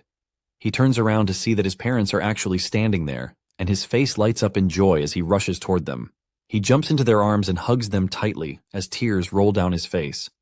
Chansu cries out loudly, asking the two where they have been so far, and he begs them not to go anywhere again. Suddenly, his biggest fear starts to take place in front of him again. His parents push him aside and they walk away, as he screams, begging them not to leave. Chansu screams out in pain, but suddenly, Rohan pulls him out of the weird dream he is having. He tells him that he is suffering from Soye's trick, and what he saw wasn't real. Rohan had hit Soye on the arm while trying to rescue Chansu, and she couldn't believe that Rohan was in a place like this. Soye crashes to her knees, and Chansu angrily goes after her with his sickle, ready to punish her for making him cry. However, Rohan gets to Soye before him, and he cuts her down. Soye gets buried by the swampy water, and Rohan apologizes for butting in unnecessarily. However, Chansu is not pissed about this, but he is even thankful. Chansu then suggests that they go back to base while they come back to clean up the mess. Rohan asks him what his future plan is, and he reveals that his plan is to become the world's strongest force. However, the first thing that they are going to do is to take over every surrounding block. He asks Rohan if he can keep helping with this, and Rohan assures him that he has no reason to deny as long as he pays him with apples. Chansu then assures Rohan that he is going to pay him with as many apples as he wants. As they walk back to base, they run into the black cat again, and Chansu asks Rohan about the deal with the cat. Rohan casually tells him that the cat is one of the 7 calamities, a territorial predator. This shocks Chansu because he thought the cat was a usual friendly cat, and he realizes that he might have gotten himself killed without knowing. On the other hand, the negation soldier has found himself locked up in a cell for losing the battle against Chansu. The system tells him that a surcharge penalty has been applied due to the extreme difference between his faction and Chansu's low-level faction. He is required to pay 1 million gold coins as punishment, and this shocks the dude because he doesn't think the power difference is fair. He refuses to pay the money, claiming that there was a swordmaster supporting Chansu. The system then recognizes the dude's refusal to pay as an inability to repay the required debt and would be transferred to negation. The dude sees this, and he freaks out, urging the system to come back because he is now ready to pay. Just then, he is dragged out of his cell by the undead monsters, and to make his situation worse, a scary negation apostle, Danha, shows up. She tells the dude to carefully explain what happened if he doesn't want to suffer a fate worse than death. The dude tells Danha that he found the cultivation site for the Emperor's apple. Danha believes that the dude is lying to save his own skin, but he swears it, saying Rohan was the one who disrupted his plans. Danha still doesn't want to believe this because she is well aware that the reparations wouldn't have been set too high if Rohan had fought alongside Chansu. The dude continues telling Danha that he is telling the truth. He mentions that Soye was defeated too, and this comes as a surprise to Danha. Danha then stands up from where she is sitting and she walks toward the dude.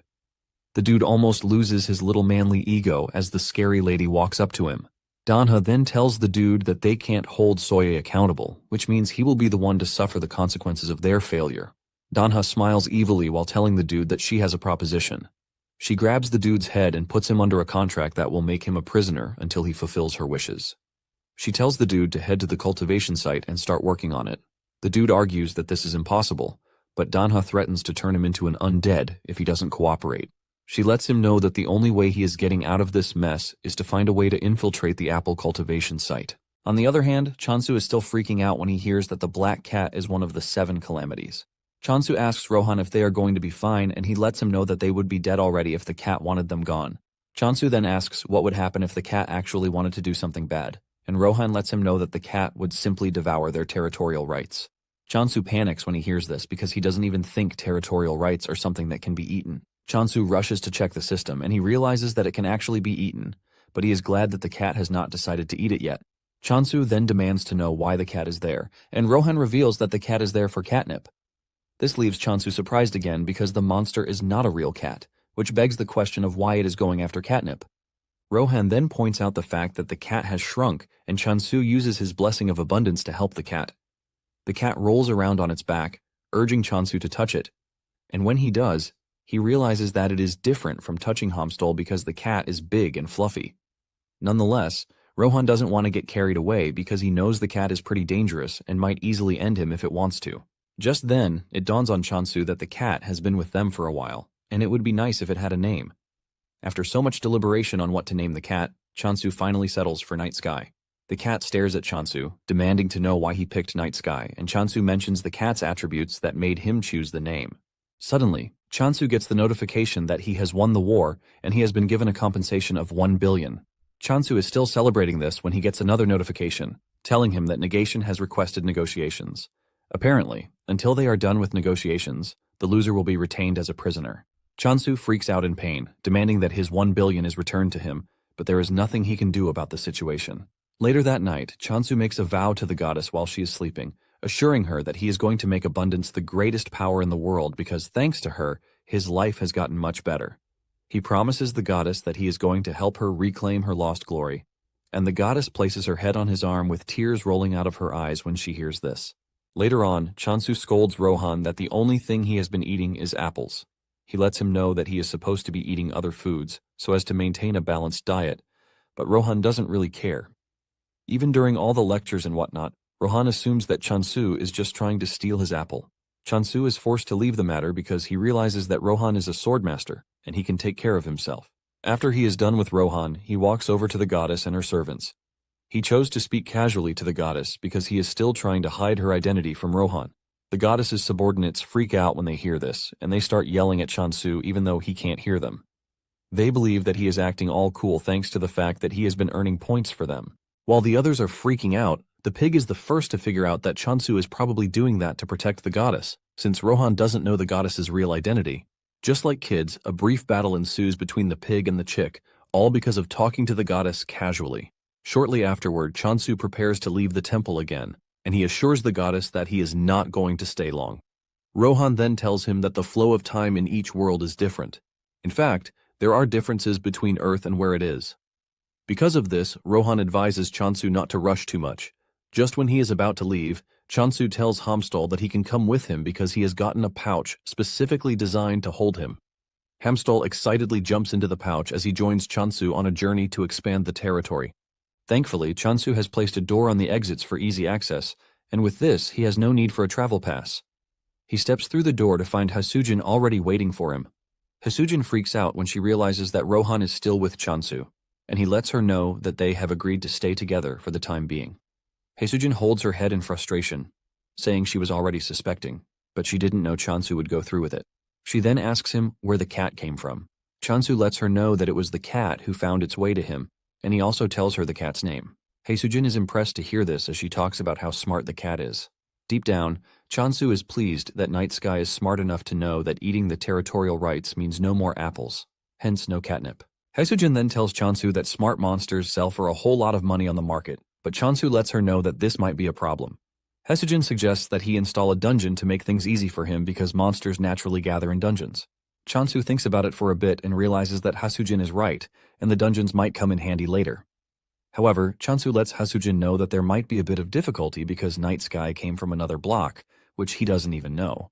Hasujin gets more curious, asking if Night Sky is a human who turned into a cat. But Chansu lets her know that Rohan claims that Night Sky is a territory devourer. Hasujin is forced to say this out loud, and Chansu confirms it. Hamstal almost dies out of fear when it hears this. Chansu then adds that Night Sky is actually one of the 7 calamities. Hamstal's spirit immediately leaves his body when it hears this, and Hasujin tries to play it cool. She smiles, and then suddenly grabs Chansu before leaping away from the area. With tears in her eyes, she asks Chansu why he has one of the 7 calamities in his territory. Apparently, there are reports that the calamities can devour not just territorial rights but entire blocks.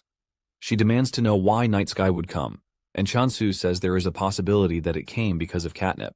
Hasujin doesn't want to believe that Night Sky settled for only catnip when it is not even a real cat. Chansu confesses that he doesn't know either, but he gave some really dumb explanation about why Night Sky might prefer to have the catnip rather than destroy the territory. Hasujin agrees with him but lets him know that they can't say for sure since it is all guesswork. Chansu also knows this, but he believes that he has no choice, since he is the chosen one. Hasujin then asks him if everything is going to be fine because she would hate to come around one day, only to find everything in chaos. Chansu believes that Night Sky might actually protect the block, since cats are territorial creatures. Suddenly, Chansu sees Night Sky trying to eat Hamstal, and he rushes over to stop it. Chansu grabs Hamstal away, telling Night Sky that it is not food. Night Sky just gives Chansu the side-eye, and Chansu asks Rohan why he didn't do anything when he was there. Rohan claims that he was going to stop it if something had happened, but Chansu points out that Hamstal almost got eaten. Hasujin then suggests that they handle everything carefully before the two get used to each other.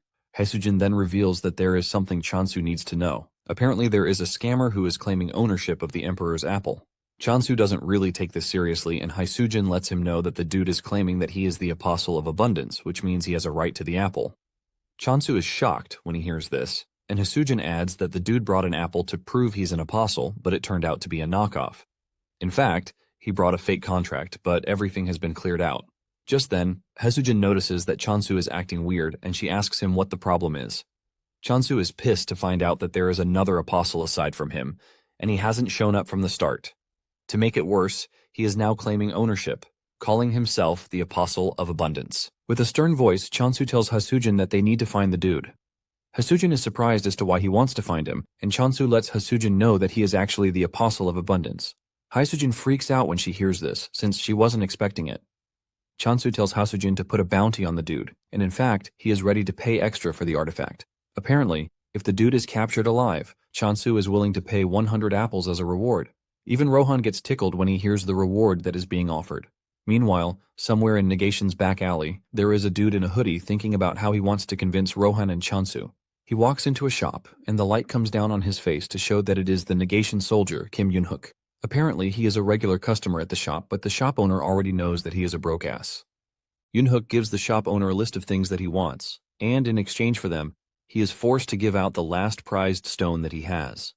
Yun-hook then tells the man to give him a good price because this might be the last time they are going to see each other. Realizing that Yun-hook is totally broke, the shop owner tells him about the bounty that has been placed on the scammer. The moment Yun-hook hears this, he dashes out of the shop, thanking the shop owner for giving him an opportunity. Apparently, Yun-hook has finally found the proposal gift he has been looking for to try to convince Chansu. Not long after this, Yun-hook shows up at Chansu's place.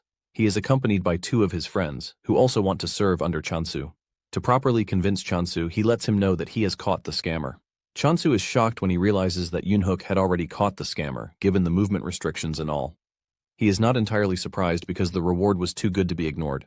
Staring at the scammer, Park Hyun-mo, Chansu could actually sense the aura of abundance from his body. Since he doesn't look all that much, Chansu wonders how Park was able to deceive people to scam them. Park starts grumbling, telling Chansu to untie him because he is currently practicing insubordination. Chansu angrily whips out his sickle, telling the dude that he sure knows how to piss people off.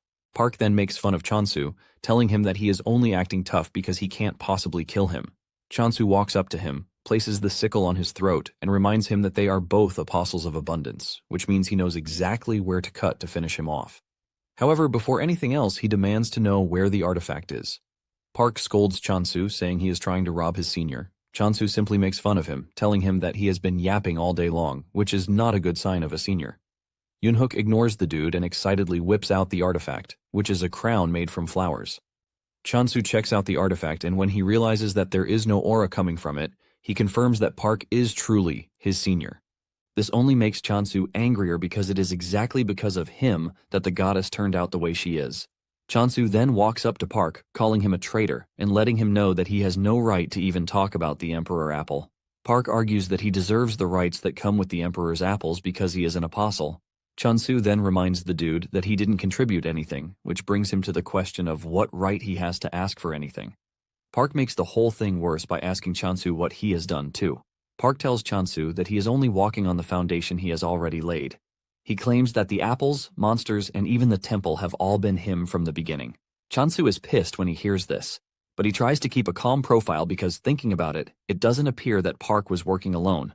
Chansu then asks Park who the hell is backing him. Chansu mentions that it is his job to protect and care for his god, but he abandoned her. To do this, Chansu believes that the dude has something he relied on. Park replies that there is nothing like that because he was only trying to survive, and he ended up driven into a trash place. Chansu then raises his sword to decapitate him, since he doesn't have anything good to say.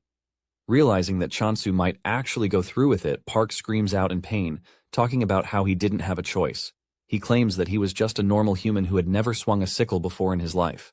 Chansu is tired of hearing his BS, and he tells him to just go ahead and tell him who is backing him. Park replies that he doesn't know because they only promised to give him money for life, and he followed. However, he got tricked, and the money never came. Chansu is surprised to hear this because the dude is basically useless at this point.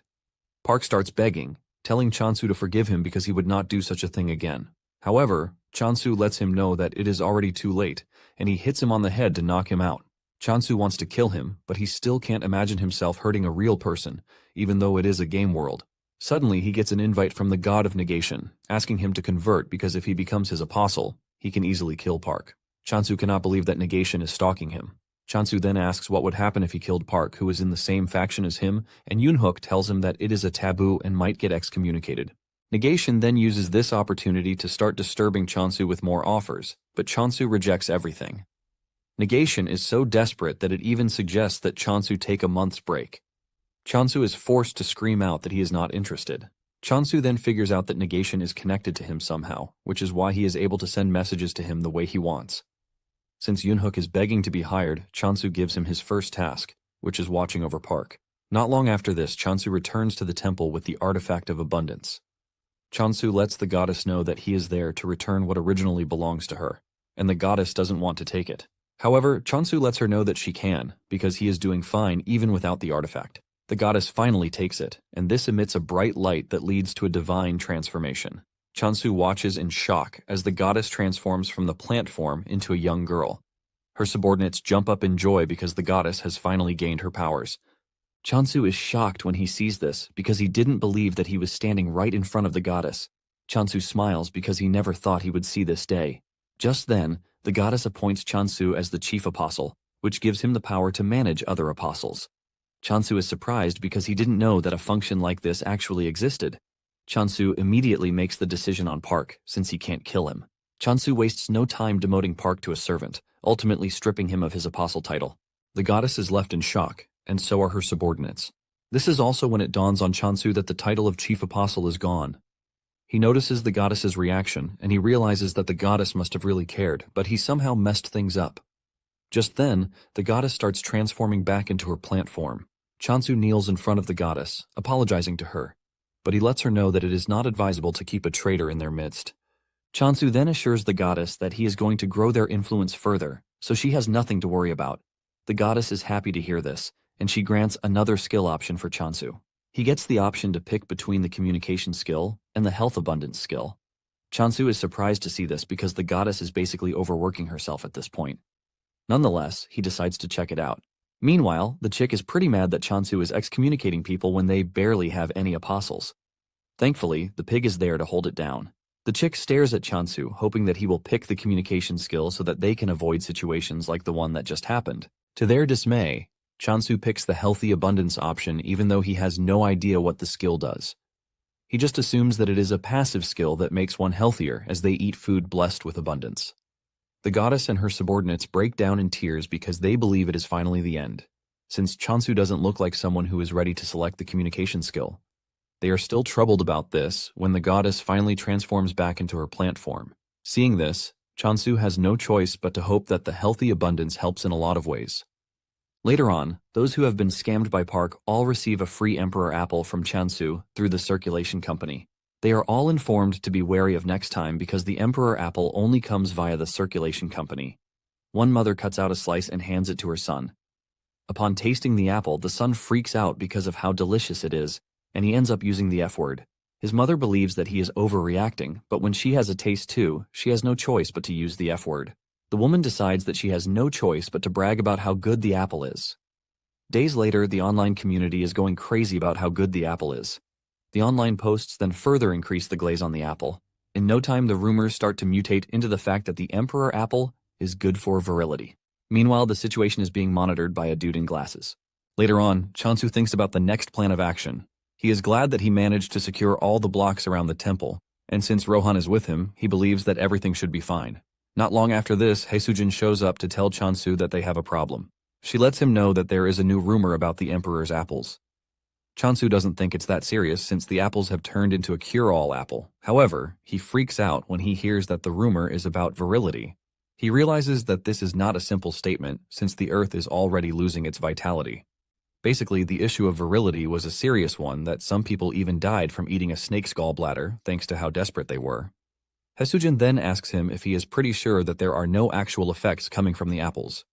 Chansu then mentions that there are a few who claim that they are seeing results, and this includes Rohan.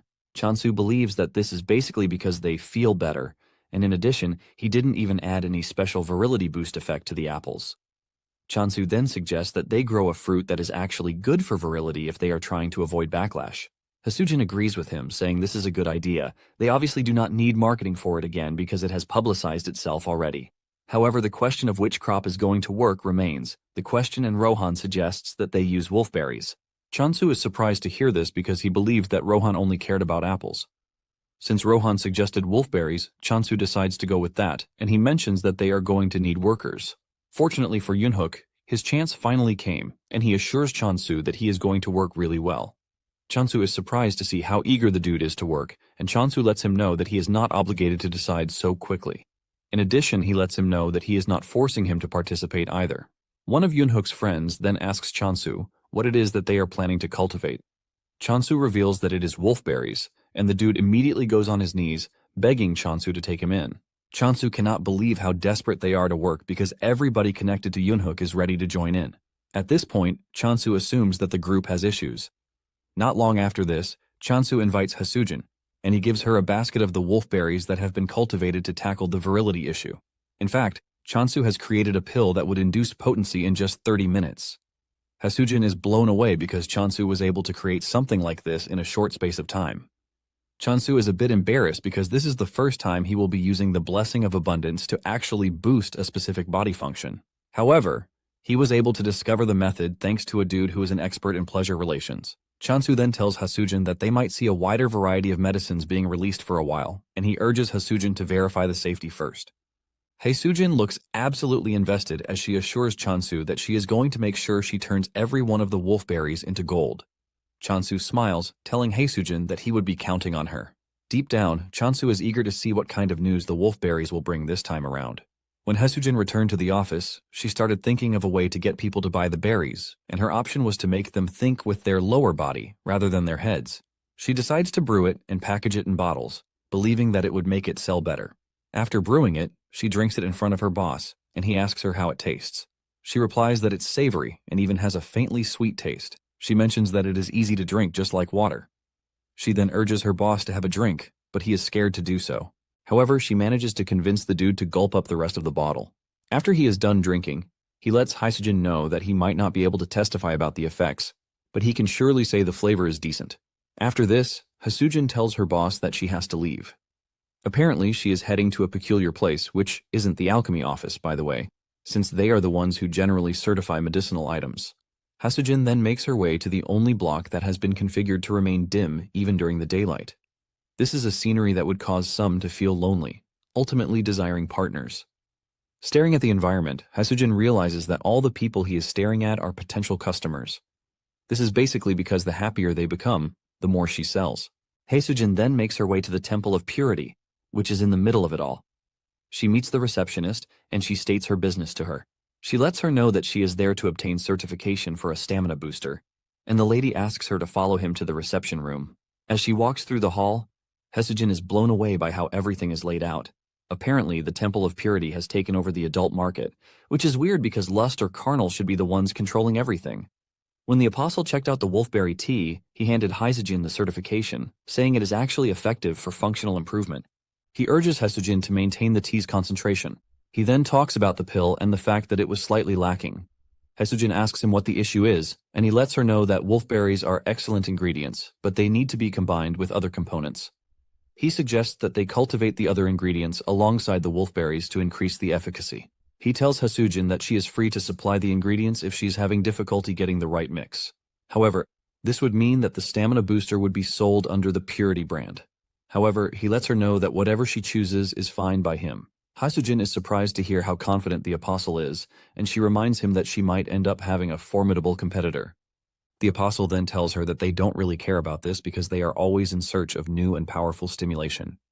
He mentions that they started producing it themselves because there weren't enough people providing sufficient stimulation. However, the existence of a capable producer is always welcome. When Hasujin recounts this mission summary to Chansu, he freaks out because he realizes that Purity guys might be an insane bunch. Apparently, it is a taboo for those in the Purity clan to make love, which is why they grow by enduring their passions. In fact, they started seeking stronger simulations for their training. Purity was able to take over the night market, and even though they are a small faction, they ended up securing a solid economic and military power. Hasujin tells Chansu that it would be beneficial for them to get certified by Purity directly. But at the same time, entrusting the manufacturing to them is also a fine choice. Hasujin then shows Chansu the ingredients that were requested by Purity. Chansu takes a look at the ingredients and realizes that these are ingredients that he is seeing for the first time. Chansu then asks Hasujin if she is selling the wolfberry tea, and she confirms this, saying she even wants to supply all hotels located in Purity too. Since they have achieved their goal, Chansu suggests that they develop the stamina booster slowly. Chansu believes that everything has come to a calm state until he gets a visit from the Legend of Purity. This is a man who has not engaged in pleasure since the age of 40. This man is Park Hang-yeol, the Archmage of Purity. Apparently, he has come to see Chansu because he claims that he is on the verge of losing his manhood function, and if he loses it, he is going to be expelled from Purity. Chansu freaks out when he finds out that the chances of recovery are pretty low. In the start, people saw Purity as just a facade befitting the image of purity. They were seen as ones who lived an unstained life with an aura that transcended the secular world. However, the whole block was built on territorial warfare, and given the fact that Purity has a weak faction, its future was obvious. To protect its power, Purity realized that it needed power. This was when Park realized that chastity is not the same as purity. He figures out that as long as self-control is maintained, anything is fine. With this realization, Park alone was able to produce half of the total points generated by Purity in just 1 year. Chansu is surprised to hear this, and he asks Park if the god of Purity allowed him to do that. Park narrates that there were initial talks about excommunicating him, but once the god saw the points he was generating, he personally encouraged Park's method. This induced a great wind of innovation in Purity. Deep down, Chansu believes that this is all an addiction because both sides are corrupted at this point. Apparently, the greater the temptation one endures, the faster their spirit grows. In no time, the skill grew so much that even before impulses arose, the temptation had disappeared. Since the duty of purity is to suppress pleasure impulses and maintain integrity, Park knows he is going to lose his qualifications if the root itself disappears. Because of this, Park holds Chansu's hand, begging him to help him out, because there seems to be hope in the wolf berries. Chansu is left in confusion because he doesn't think he has what it takes to defeat a skill that has been honed for over 30 years. Park then tells him that it is not an immediate problem, so he begs him to focus on product development. Park brings out an envelope and he hands it to Chansu. He lets him know that he is ready to support his research with everything. Chansu opens the envelope and almost passes out in shock because of the high amount of money that Park is willing to give him as a reward if he succeeds. Because of how high the reward is, Chansu has no choice but to accept the task. Meanwhile, one of the first generations of the Purity Apostles calls a meeting with his colleagues. Apparently, they want to start building plans on how to maintain purity itself. It has come to their attention that abundance has created a stamina booster. They have also verified its effectiveness, and judging from consumer reactions, they believe that stronger versions wouldn't be impossible. Apparently, the food division of alchemy is furious because of the berry tea. This is because some are already choosing the tea over what alchemy has been selling. The apostles are surprised that the grand alchemist Unsu brushed this matter aside. One of them then mentions that Yunsu's friend, Rohan, has taken the Apostle of Abundance under his wings. They start thinking of the next thing, and one suggests that they approach Chansu with a good offer. Another mentions that they actually know his block's location, but going directly will definitely not work. He points out that Park, who is now with Chansu, would just detect them and chase them out. One of them immediately comes up with a suggestion. He tells his colleagues that they need to ally themselves with alchemy and draw out Chansu. Once Chansu is left alone, they kick their plan into motion. Back at Chansu's territory, he tells Yunhook to follow him because he has something to tell him. Just then, Yunhook spots his defeated creation, Hercules, in the distance. He rushes over to hug the headless creature because he didn't think he would ever see it again. Apparently, Chansu restored it because he figured out that Yunhook would resent him if he allowed Hercules to rot. Since Chansu and Yunhook will be working together, he figures out that it would be better if he raises his affection level. Chansu then asks Yunhook if he doesn't mind that the Hercules is missing its head, and Yunhook says no because the job he needs it for is simple labor. In fact, with Hercules by his side, he is confident that his labor output will increase by 17 times. Chansu then points out the skeleton soldiers too, but Yunhook is not convinced that the skeleton soldiers would be of much help. However, Chansu urges Yunhook to teach them because they might get better at it. Yunhook reluctantly agrees to this, but says they have to, or else they are just going to get in the way.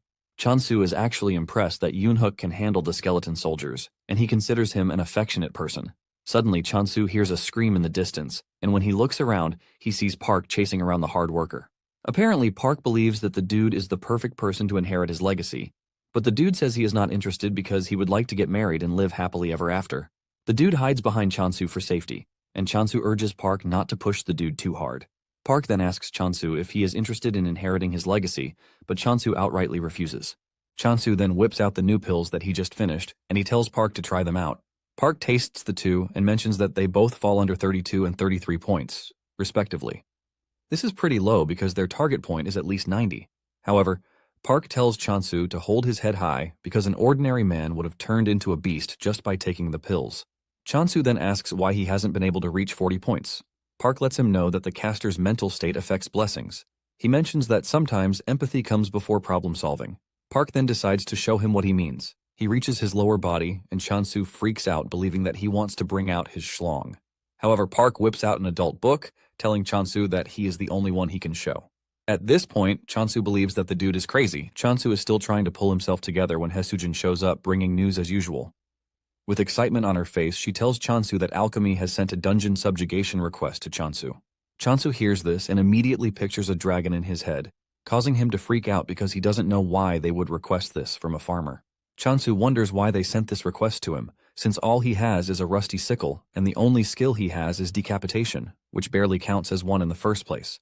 Chansu is forced to ask Haesujin if he doesn't look like a farmer because everything just doesn't seem right to him. Haesujin then tells Chansu that they might have called it a subjugation, but in truth it is a gathering request to obtain monster byproducts. It then dawns on Chansu that they might want a situation where what they want doesn't spoil. Basically, whatever Chansu cuts doesn't spoil, and Chansu asks Haesujin if the target is a plant-type monster, but Haesujin reveals that it is a high-grade water spirit. Apparently, high-grade spirits need to be taken down in one blow if one wants a chance to cut off their lifeline. Basically, this is why the request is for someone with powerful firepower, like a swordmaster. Chansu cannot believe that the request was sent to him, since it would have been suitable for Rohan. Since Chansu is reluctant to leave the territory, he thinks of refusing the request. Chansu then tells Haesujin that he is not interested, shocking her. She asks him if he is sure that he wants to reject the offer because the reward that comes with it is quite enormous. Haesujin lets him know that he will be provided with a weapon, and after this, he gets the chance to tame a water spirit. The moment Chansu hears this, he automatically becomes interested, since a water spirit is a dream item for every farmer. Haesujin then tells Chansu that it would be better if he accepts because they are currently on alchemy's bad side. Chansu then remembers that Haesujin mentioned the wolfberry tea being overshadowing alchemy's products. Haesujin confirms this, saying the request is just an excuse to clear up a misunderstanding. Haesujin then asks Chansu if there is any other reason why he is hesitating, and he reveals that he doesn't want to leave his block defenseless. Haesujin understands his plight, and she suggests that Chansu finish up the temple first. Haesujin mentions that they also received construction materials through alchemy. In addition, it appears that temples have a protective function. Chansu is surprised to hear this, and Haesujin lets him know that the temple is not treated as a strategic resource for nothing.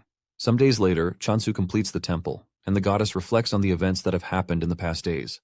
She believes that Chansu is finally making the decision to focus on internal affairs. She also wishes that Chansu would just obtain the communication skills to make everything perfect. Suddenly, the skill, the last bastion, activates in the temple, shocking the goddess and her subordinates because this is a wartime defense skill. It turns out that Chansu is testing out the temple's defenses by asking Rohan to strike it. Fortunately, the defense happens to be solid because it even blocked Rohan's strikes. Once this is settled, Chansu tells Haesujin that he can finally leave. However, he forgets to tell the goddess, but he believes that nothing would happen, since he is not staying long. Moments later, they arrive at the alchemy headquarters, and the journey was quite fast, thanks to the fact that they installed gates on their paths. Once Haesujin drops Chansu and Rohan off at the headquarters, she leaves. Chansu meets the receptionist, who tells him that they have been waiting for him. She hands Chansu a box containing the weapon they promised him, and she lets him know that he is free to exchange it for another if he doesn't like it. Chansu ends up handing over the box to Rohan for safekeeping in exchange for 2 apples. The lady then tells Chansu that he would have to cast a blessing on the potion used to tame the water spirit. She lets him know that she also can use their own blessing because his own blessing of abundance might fail. She asks Chansu what option he is going to choose, and since there is no record of what would happen if he uses his blessing, Chansu decides to use his own blessing. The lady then tells Chansu to follow her to the dungeon so he can hear the rest of the explanation as they go. Moments later, they arrive at the dungeon, and the lady lets Chansu know that everything has been set up already. Apparently, they are in a hunting ground for ordinary water spirits, and if he lights incense, they are going to come running to him, giving him the chance to hunt as many as he likes. However, he is required to defeat the boss, but the byproducts will belong to alchemy.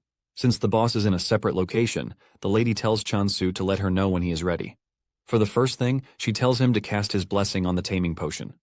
Chansu then casts his blessing on the potion, leaving a bright light as he pours in his blessing. Since he can cast as many as he wants, Chansu continues casting his blessing into the potion, and before he knows it, he has achieved 500,000 points, ultimately turning the blue potion into green. The lady confesses that this is the first time she has seen such a reaction. Curious, she rushes over to bring a water spirit. She throws the water spirit at Chansu, telling him to throw the potion at the water spirit. The potion hits the spirit midway, and the water spirit starts to absorb it. This leaves them wondering if it actually happened. Suddenly, the water spirit starts to puke, leaving Chansu to believe that his compatibility rate is bad. Chansu is thinking of what to do when a horde of water spirits rushes into the room, shocking the alchemy lady because they have not even released the bait yet. The lady immediately whips out her book to take notes because this is the first time something like this has happened. Suddenly, the first water spirit starts consuming its colleagues, further contributing to the list of things that the lady has not seen before. She asks Chansu if he took some weird medicine, but Chansu promises that he didn't.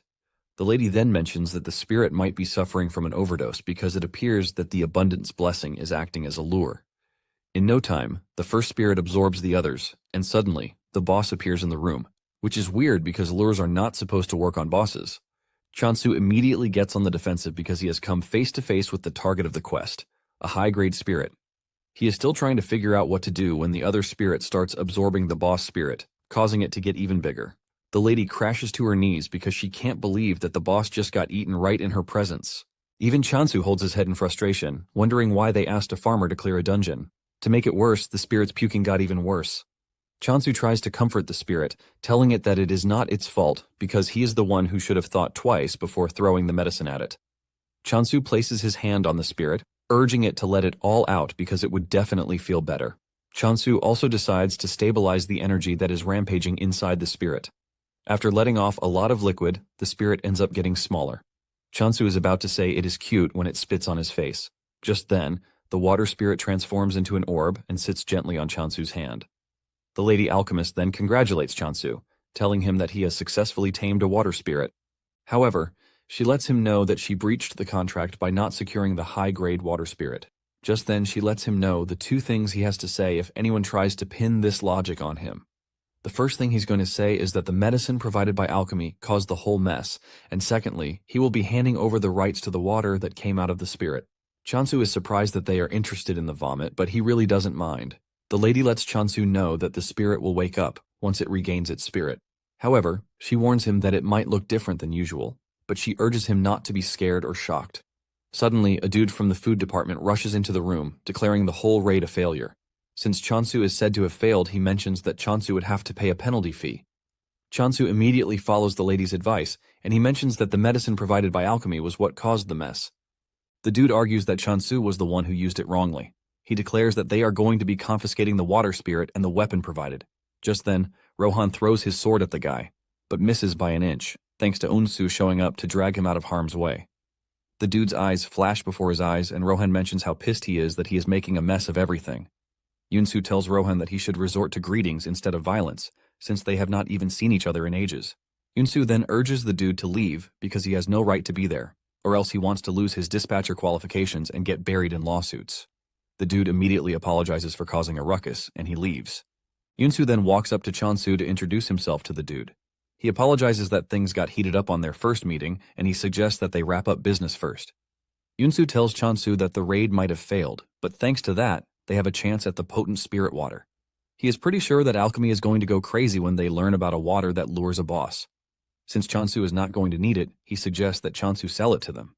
Chansu cannot believe that they are willing to pay money for puke. Yunsu lets him know that they are going to mark the raid a success if he sells it, but if he doesn't, they are not going to. Unsu has not even finished saying this when Chansu agrees to sell it.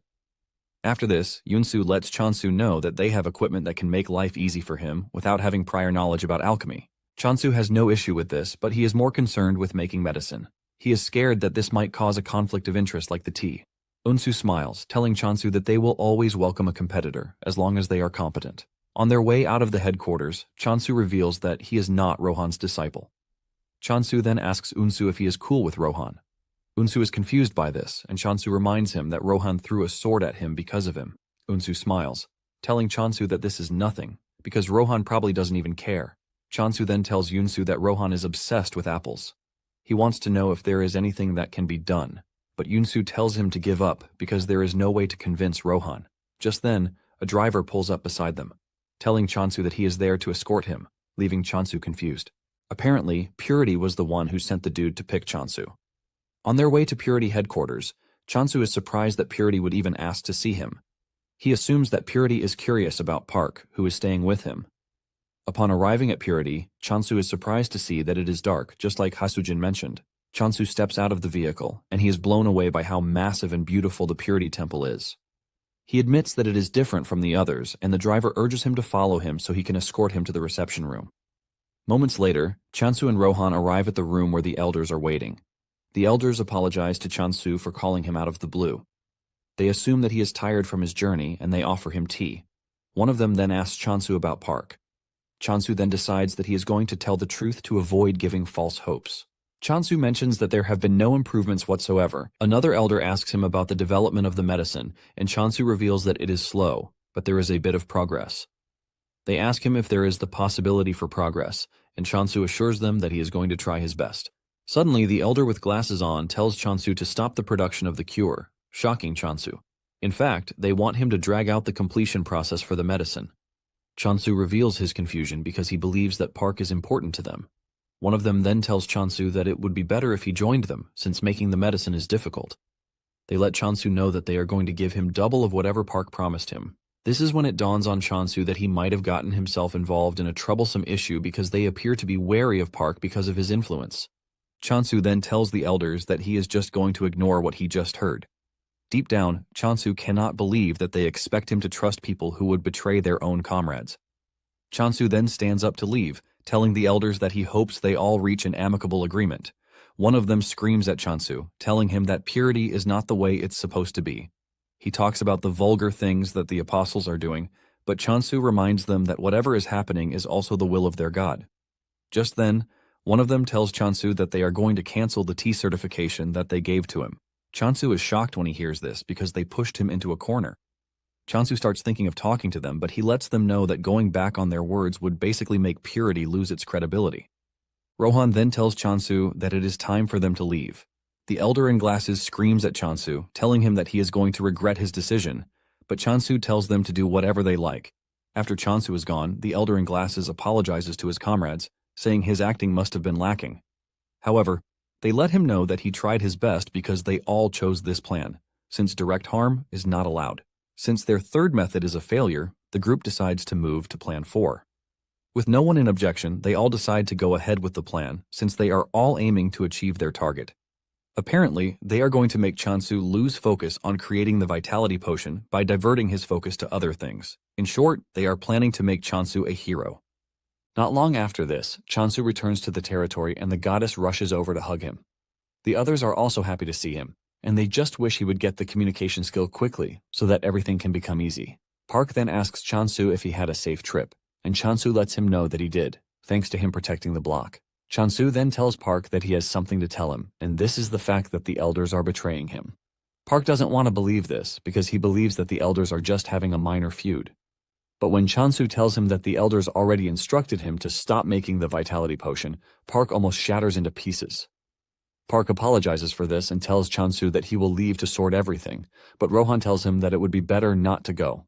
Chansu mentions that after talking with Rohan, they have figured out that the elders are just trying to delay the development of the vitality potion. Chansu says it appears that the elders have no trick up their sleeve, but he doesn't know what it is yet. Park then says the elders care about their bodies and would not do something that is dangerous. He believes that the elders might just call Chansu to apologize, but Chansu doubts this because the elders are really proud. Park then asks Chansu what he plans to do, and Chansu reveals his plan to speed up the development of the vitality potion. Suddenly, a bright light starts shining from under Chansu's lower body. Park immediately assumes the worst, but Chansu quickly whips out the source of the light, which is the water spirit orb. Apparently, the water spirit is waking up from its sleep, and when the goddess sees this, she starts wondering what her apostles have gone ahead and done again. Just then, the water spirit emerges and jumps on the ground. To Chansu's surprise, it is not what he expected because it turned out to be a slime. Meanwhile, the Purity Elders' 4-stage plan is basically to conciliate, threaten, stall for time, and then make Chansu a hero. Chansu freezes up as he tries to understand why the water spirit is a slime. Even Park is surprised because he has never heard of a water spirit being a slime. Chansu then gets close to the slime to touch it, only for the slime to whip out its squishy hands, shocking Chansu. Nonetheless, Chansu figures out that the spirit can understand them. Park then congratulates Chansu, saying it is hard to tame spirits. Just as expected, The goddess's subordinates start screaming at the slime to greet the goddess, since it is the latest addition to the team. Chansu then introduces the slime to the rest of the team, and it dawns on him that the slime doesn't have a name yet. As usual, Rohan comes up with one of his weird suggestions. He tells Chansu that they should name the slime Wadit, but Chansu immediately rejects the idea, and he decides to name the slime Spring. Park is pleased with the name, and he asks Chansu if it has any meaning. Chansu reveals that he took the name from the spring season when plants grow fresh and lively. After he is done naming the slime, he suggests that they see what the slime can do. Just then, he notices that everyone on the team is hungry, and he decides to make food first. He tells Park to stay around because it is dinner time already, assuring him that he is going to prepare something delicious. In no time, Chansu gets down to preparations, and Park asks him what he is planning to make. Chansu replies that Park will find out very soon. When Chansu needs help with the apple, he throws it to Rohan, who slices it into tiny bits with his sword. Park cannot believe what he just witnessed because he never thought a sword could be used this way. Not long after this, Chansu finishes preparing the food. He made potato noodle pasta, potato pancakes, candy, braised, and a special apple pie for Rohan only. Park takes a bite of his dish and declares that it is very delicious. Park declares that he regrets not eating with Chansu all this time. Chansu lets him know that there is still plenty, so he urges Park to take his time. In fact, Chansu wishes Rohan could eat what they are eating too, but he is busy with his apple pie. Chansu then tries to feed Spring with his blessing, but Spring wants food, not blessings. Chansu then throws him an apple first, and Spring absorbs the apple in no time. Spring enjoys the apple so much that it starts blushing. Chansu lets Spring know that there is a lot, so he can always eat as much as he wants. Not long after this, Chansu visits the other block, and Yoonhook runs over to tell Chansu that they just created a path so that he can easily cross over to the other block. Because of this, their efficiency has also increased. In fact, Hercules is working really hard, and everybody on the farm is trying their best. Chansu cannot believe how enthusiastic the bunch are even though they are prisoners. Yoonhook notices the slime, and Chansu introduces it to Yoonhook. Yoonhook and the others are shocked that Chansu has managed to tame a water spirit. Chansu commends Yoonhook's work so far and suggests that they take a break so that they can see Spring's abilities. Chansu then tells Spring to show them its abilities. Spring then uses its power to create the nearby lake, shooting up a large quantity of water. Chansu is impressed by this, but the water ends up splashing in Night Sky's direction. Pissed off by this, Night Sky leaps towards Spring, but Chansu grabs it to pet it. He lets Spring know that Night Sky is gentle, but at the same time, it might be scary when angry. Chansu manages to defuse the situation, and he tells the workers to return to work. After everything has settled down, Chansu continues playing with Spring, and he tells it to make some drinking water. Spring excitedly does this, and they are still having fun when Chansu notices that the system window is glitching. The occupancy rights are glitching, leaving him confused, and suddenly, Night Sky leaps onto his body. Before Chansu knows it, Night Sky bites him, ultimately stripping him of the rights to certain territories. Chansu grabs Night Sky when he sees this, as he tries to understand why it did what it did. He remembers making life easy and convenient for the cat by providing everything it wants, only for it to repay him with something like this. While Chansu is busy crying about the rights that he lost, he notices that the cat is smiling. Instead of overreacting, Chansu decides to calm down because he knows Night Sky is a smart creature, and there must have been a reason why it did what it did. He notices that he lost occupancy rights, but at the same time, the system window has returned to normal. Just then, Park shows up, and Chansu asks him where Rohan is. Park reveals that Rohan is currently training, and he asks Chansu if something is wrong because he looks absolutely dejected. Chansu then tells him what happened, and Park screams out, asking if he just encountered an occupancy parasite. Chansu is confused by this, and he asks Park what he means by this. He asks Chansu if he has been doing a closed-door training somewhere because he expects him to know everything. Park then explains that if a block gets infected, the moment one buys the occupancy rights to the block, the buyer also gets infected. If the infected buyer buys a right to another block, the new block also gets infected. If this process continues like that, it basically ends in total ruin. Park mentions that the infection multiplies infinitely and even stays hidden, which is why it is hard to notice if one is hidden. Park lets him know that by the time the infected knows what is happening, the infection will be complete. Chansu then asks Park what happens when a block is overtaken by the parasite, and Park reveals that the block loses its functions. Basically, buffs and debuffs disappear, and entrances get blocked. Park lets Chansu know that the blocks he has owned before would also get infected, and he urges Chansu to be careful. Chansu looks through his possessions and realizes that he still has 90 occupancy rights, which means Night Sky only ate the 10 affected rights. Chansu is glad to hear this because he is pretty sure that Night Sky would never have done that without a reason. Chansu walks up to Night Sky and provides more blessings for its home, thanking it. Nonetheless, Chansu is sad that all the blocks connected to the city are gone when he finally manages to open a path. Chansu then remembers that when he bought the occupancy rights near the city there were other factions. Chansu then asks Park if there is an insecticide or something for the bug because he wants to know how they have dealt with the issue till that moment. Park mentions that there might be a solution, but there has not been a certain solution. Chansu then notices that Hamstol is disturbing him, and he shuns it off. Suddenly, he realizes that there must be a reason, and it suddenly dawns on him that the goddess might be the reason. Meanwhile, the goddess is currently missing Chansu because he has not been focusing on the goddess for a while. Her subordinates are comforting her when a black portal suddenly opens in the sky. A voice emerges from the portal talking about how he smells something nice that he would like to have. The goddess and her subordinates threaten the monster, telling it to leave or else it will regret it. The bird and the pig then charge toward the monster, and the goddess tries telling them to stay back because it is too much for them to handle by themselves. While charging toward the monster, the two imagine themselves transforming into their scary battle form. The two kick the monster, but they end up getting knocked down. Just when the goddess is about to sacrifice the points that Chansu has worked for, Rohan shows up to one-shot the monster. After destroying the monster, Rohan bows to the goddess, and she is surprised to see Rohan bowing to her. Rohan even sits with them, and he brings out an apple for them to eat. The chick and the pig wasted no time consuming the food. The goddess finally concludes that Rohan is a good person, since he is Chansu's friend. Just then, Chansu comes rushing over, and with fear written all over him, he asks if anything happened. The chick wastes no time insulting him for leaving them alone. When Chansu heard that Rohan helped them, he bows to him, thanking him for saving them. Rohan then mentions that it was an occupancy parasite that showed up, but he cut it down already. However, Chansu lets Rohan know that he has not finished off the parasite, and this is just the beginning of their problems because the parasites will keep appearing from that moment on.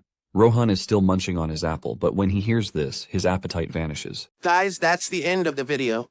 If you like this video, please leave a comment in the comment section. Also subscribe to the channel and hit the bell icon. Like the video and share it too. Thank you for watching and see you next time again.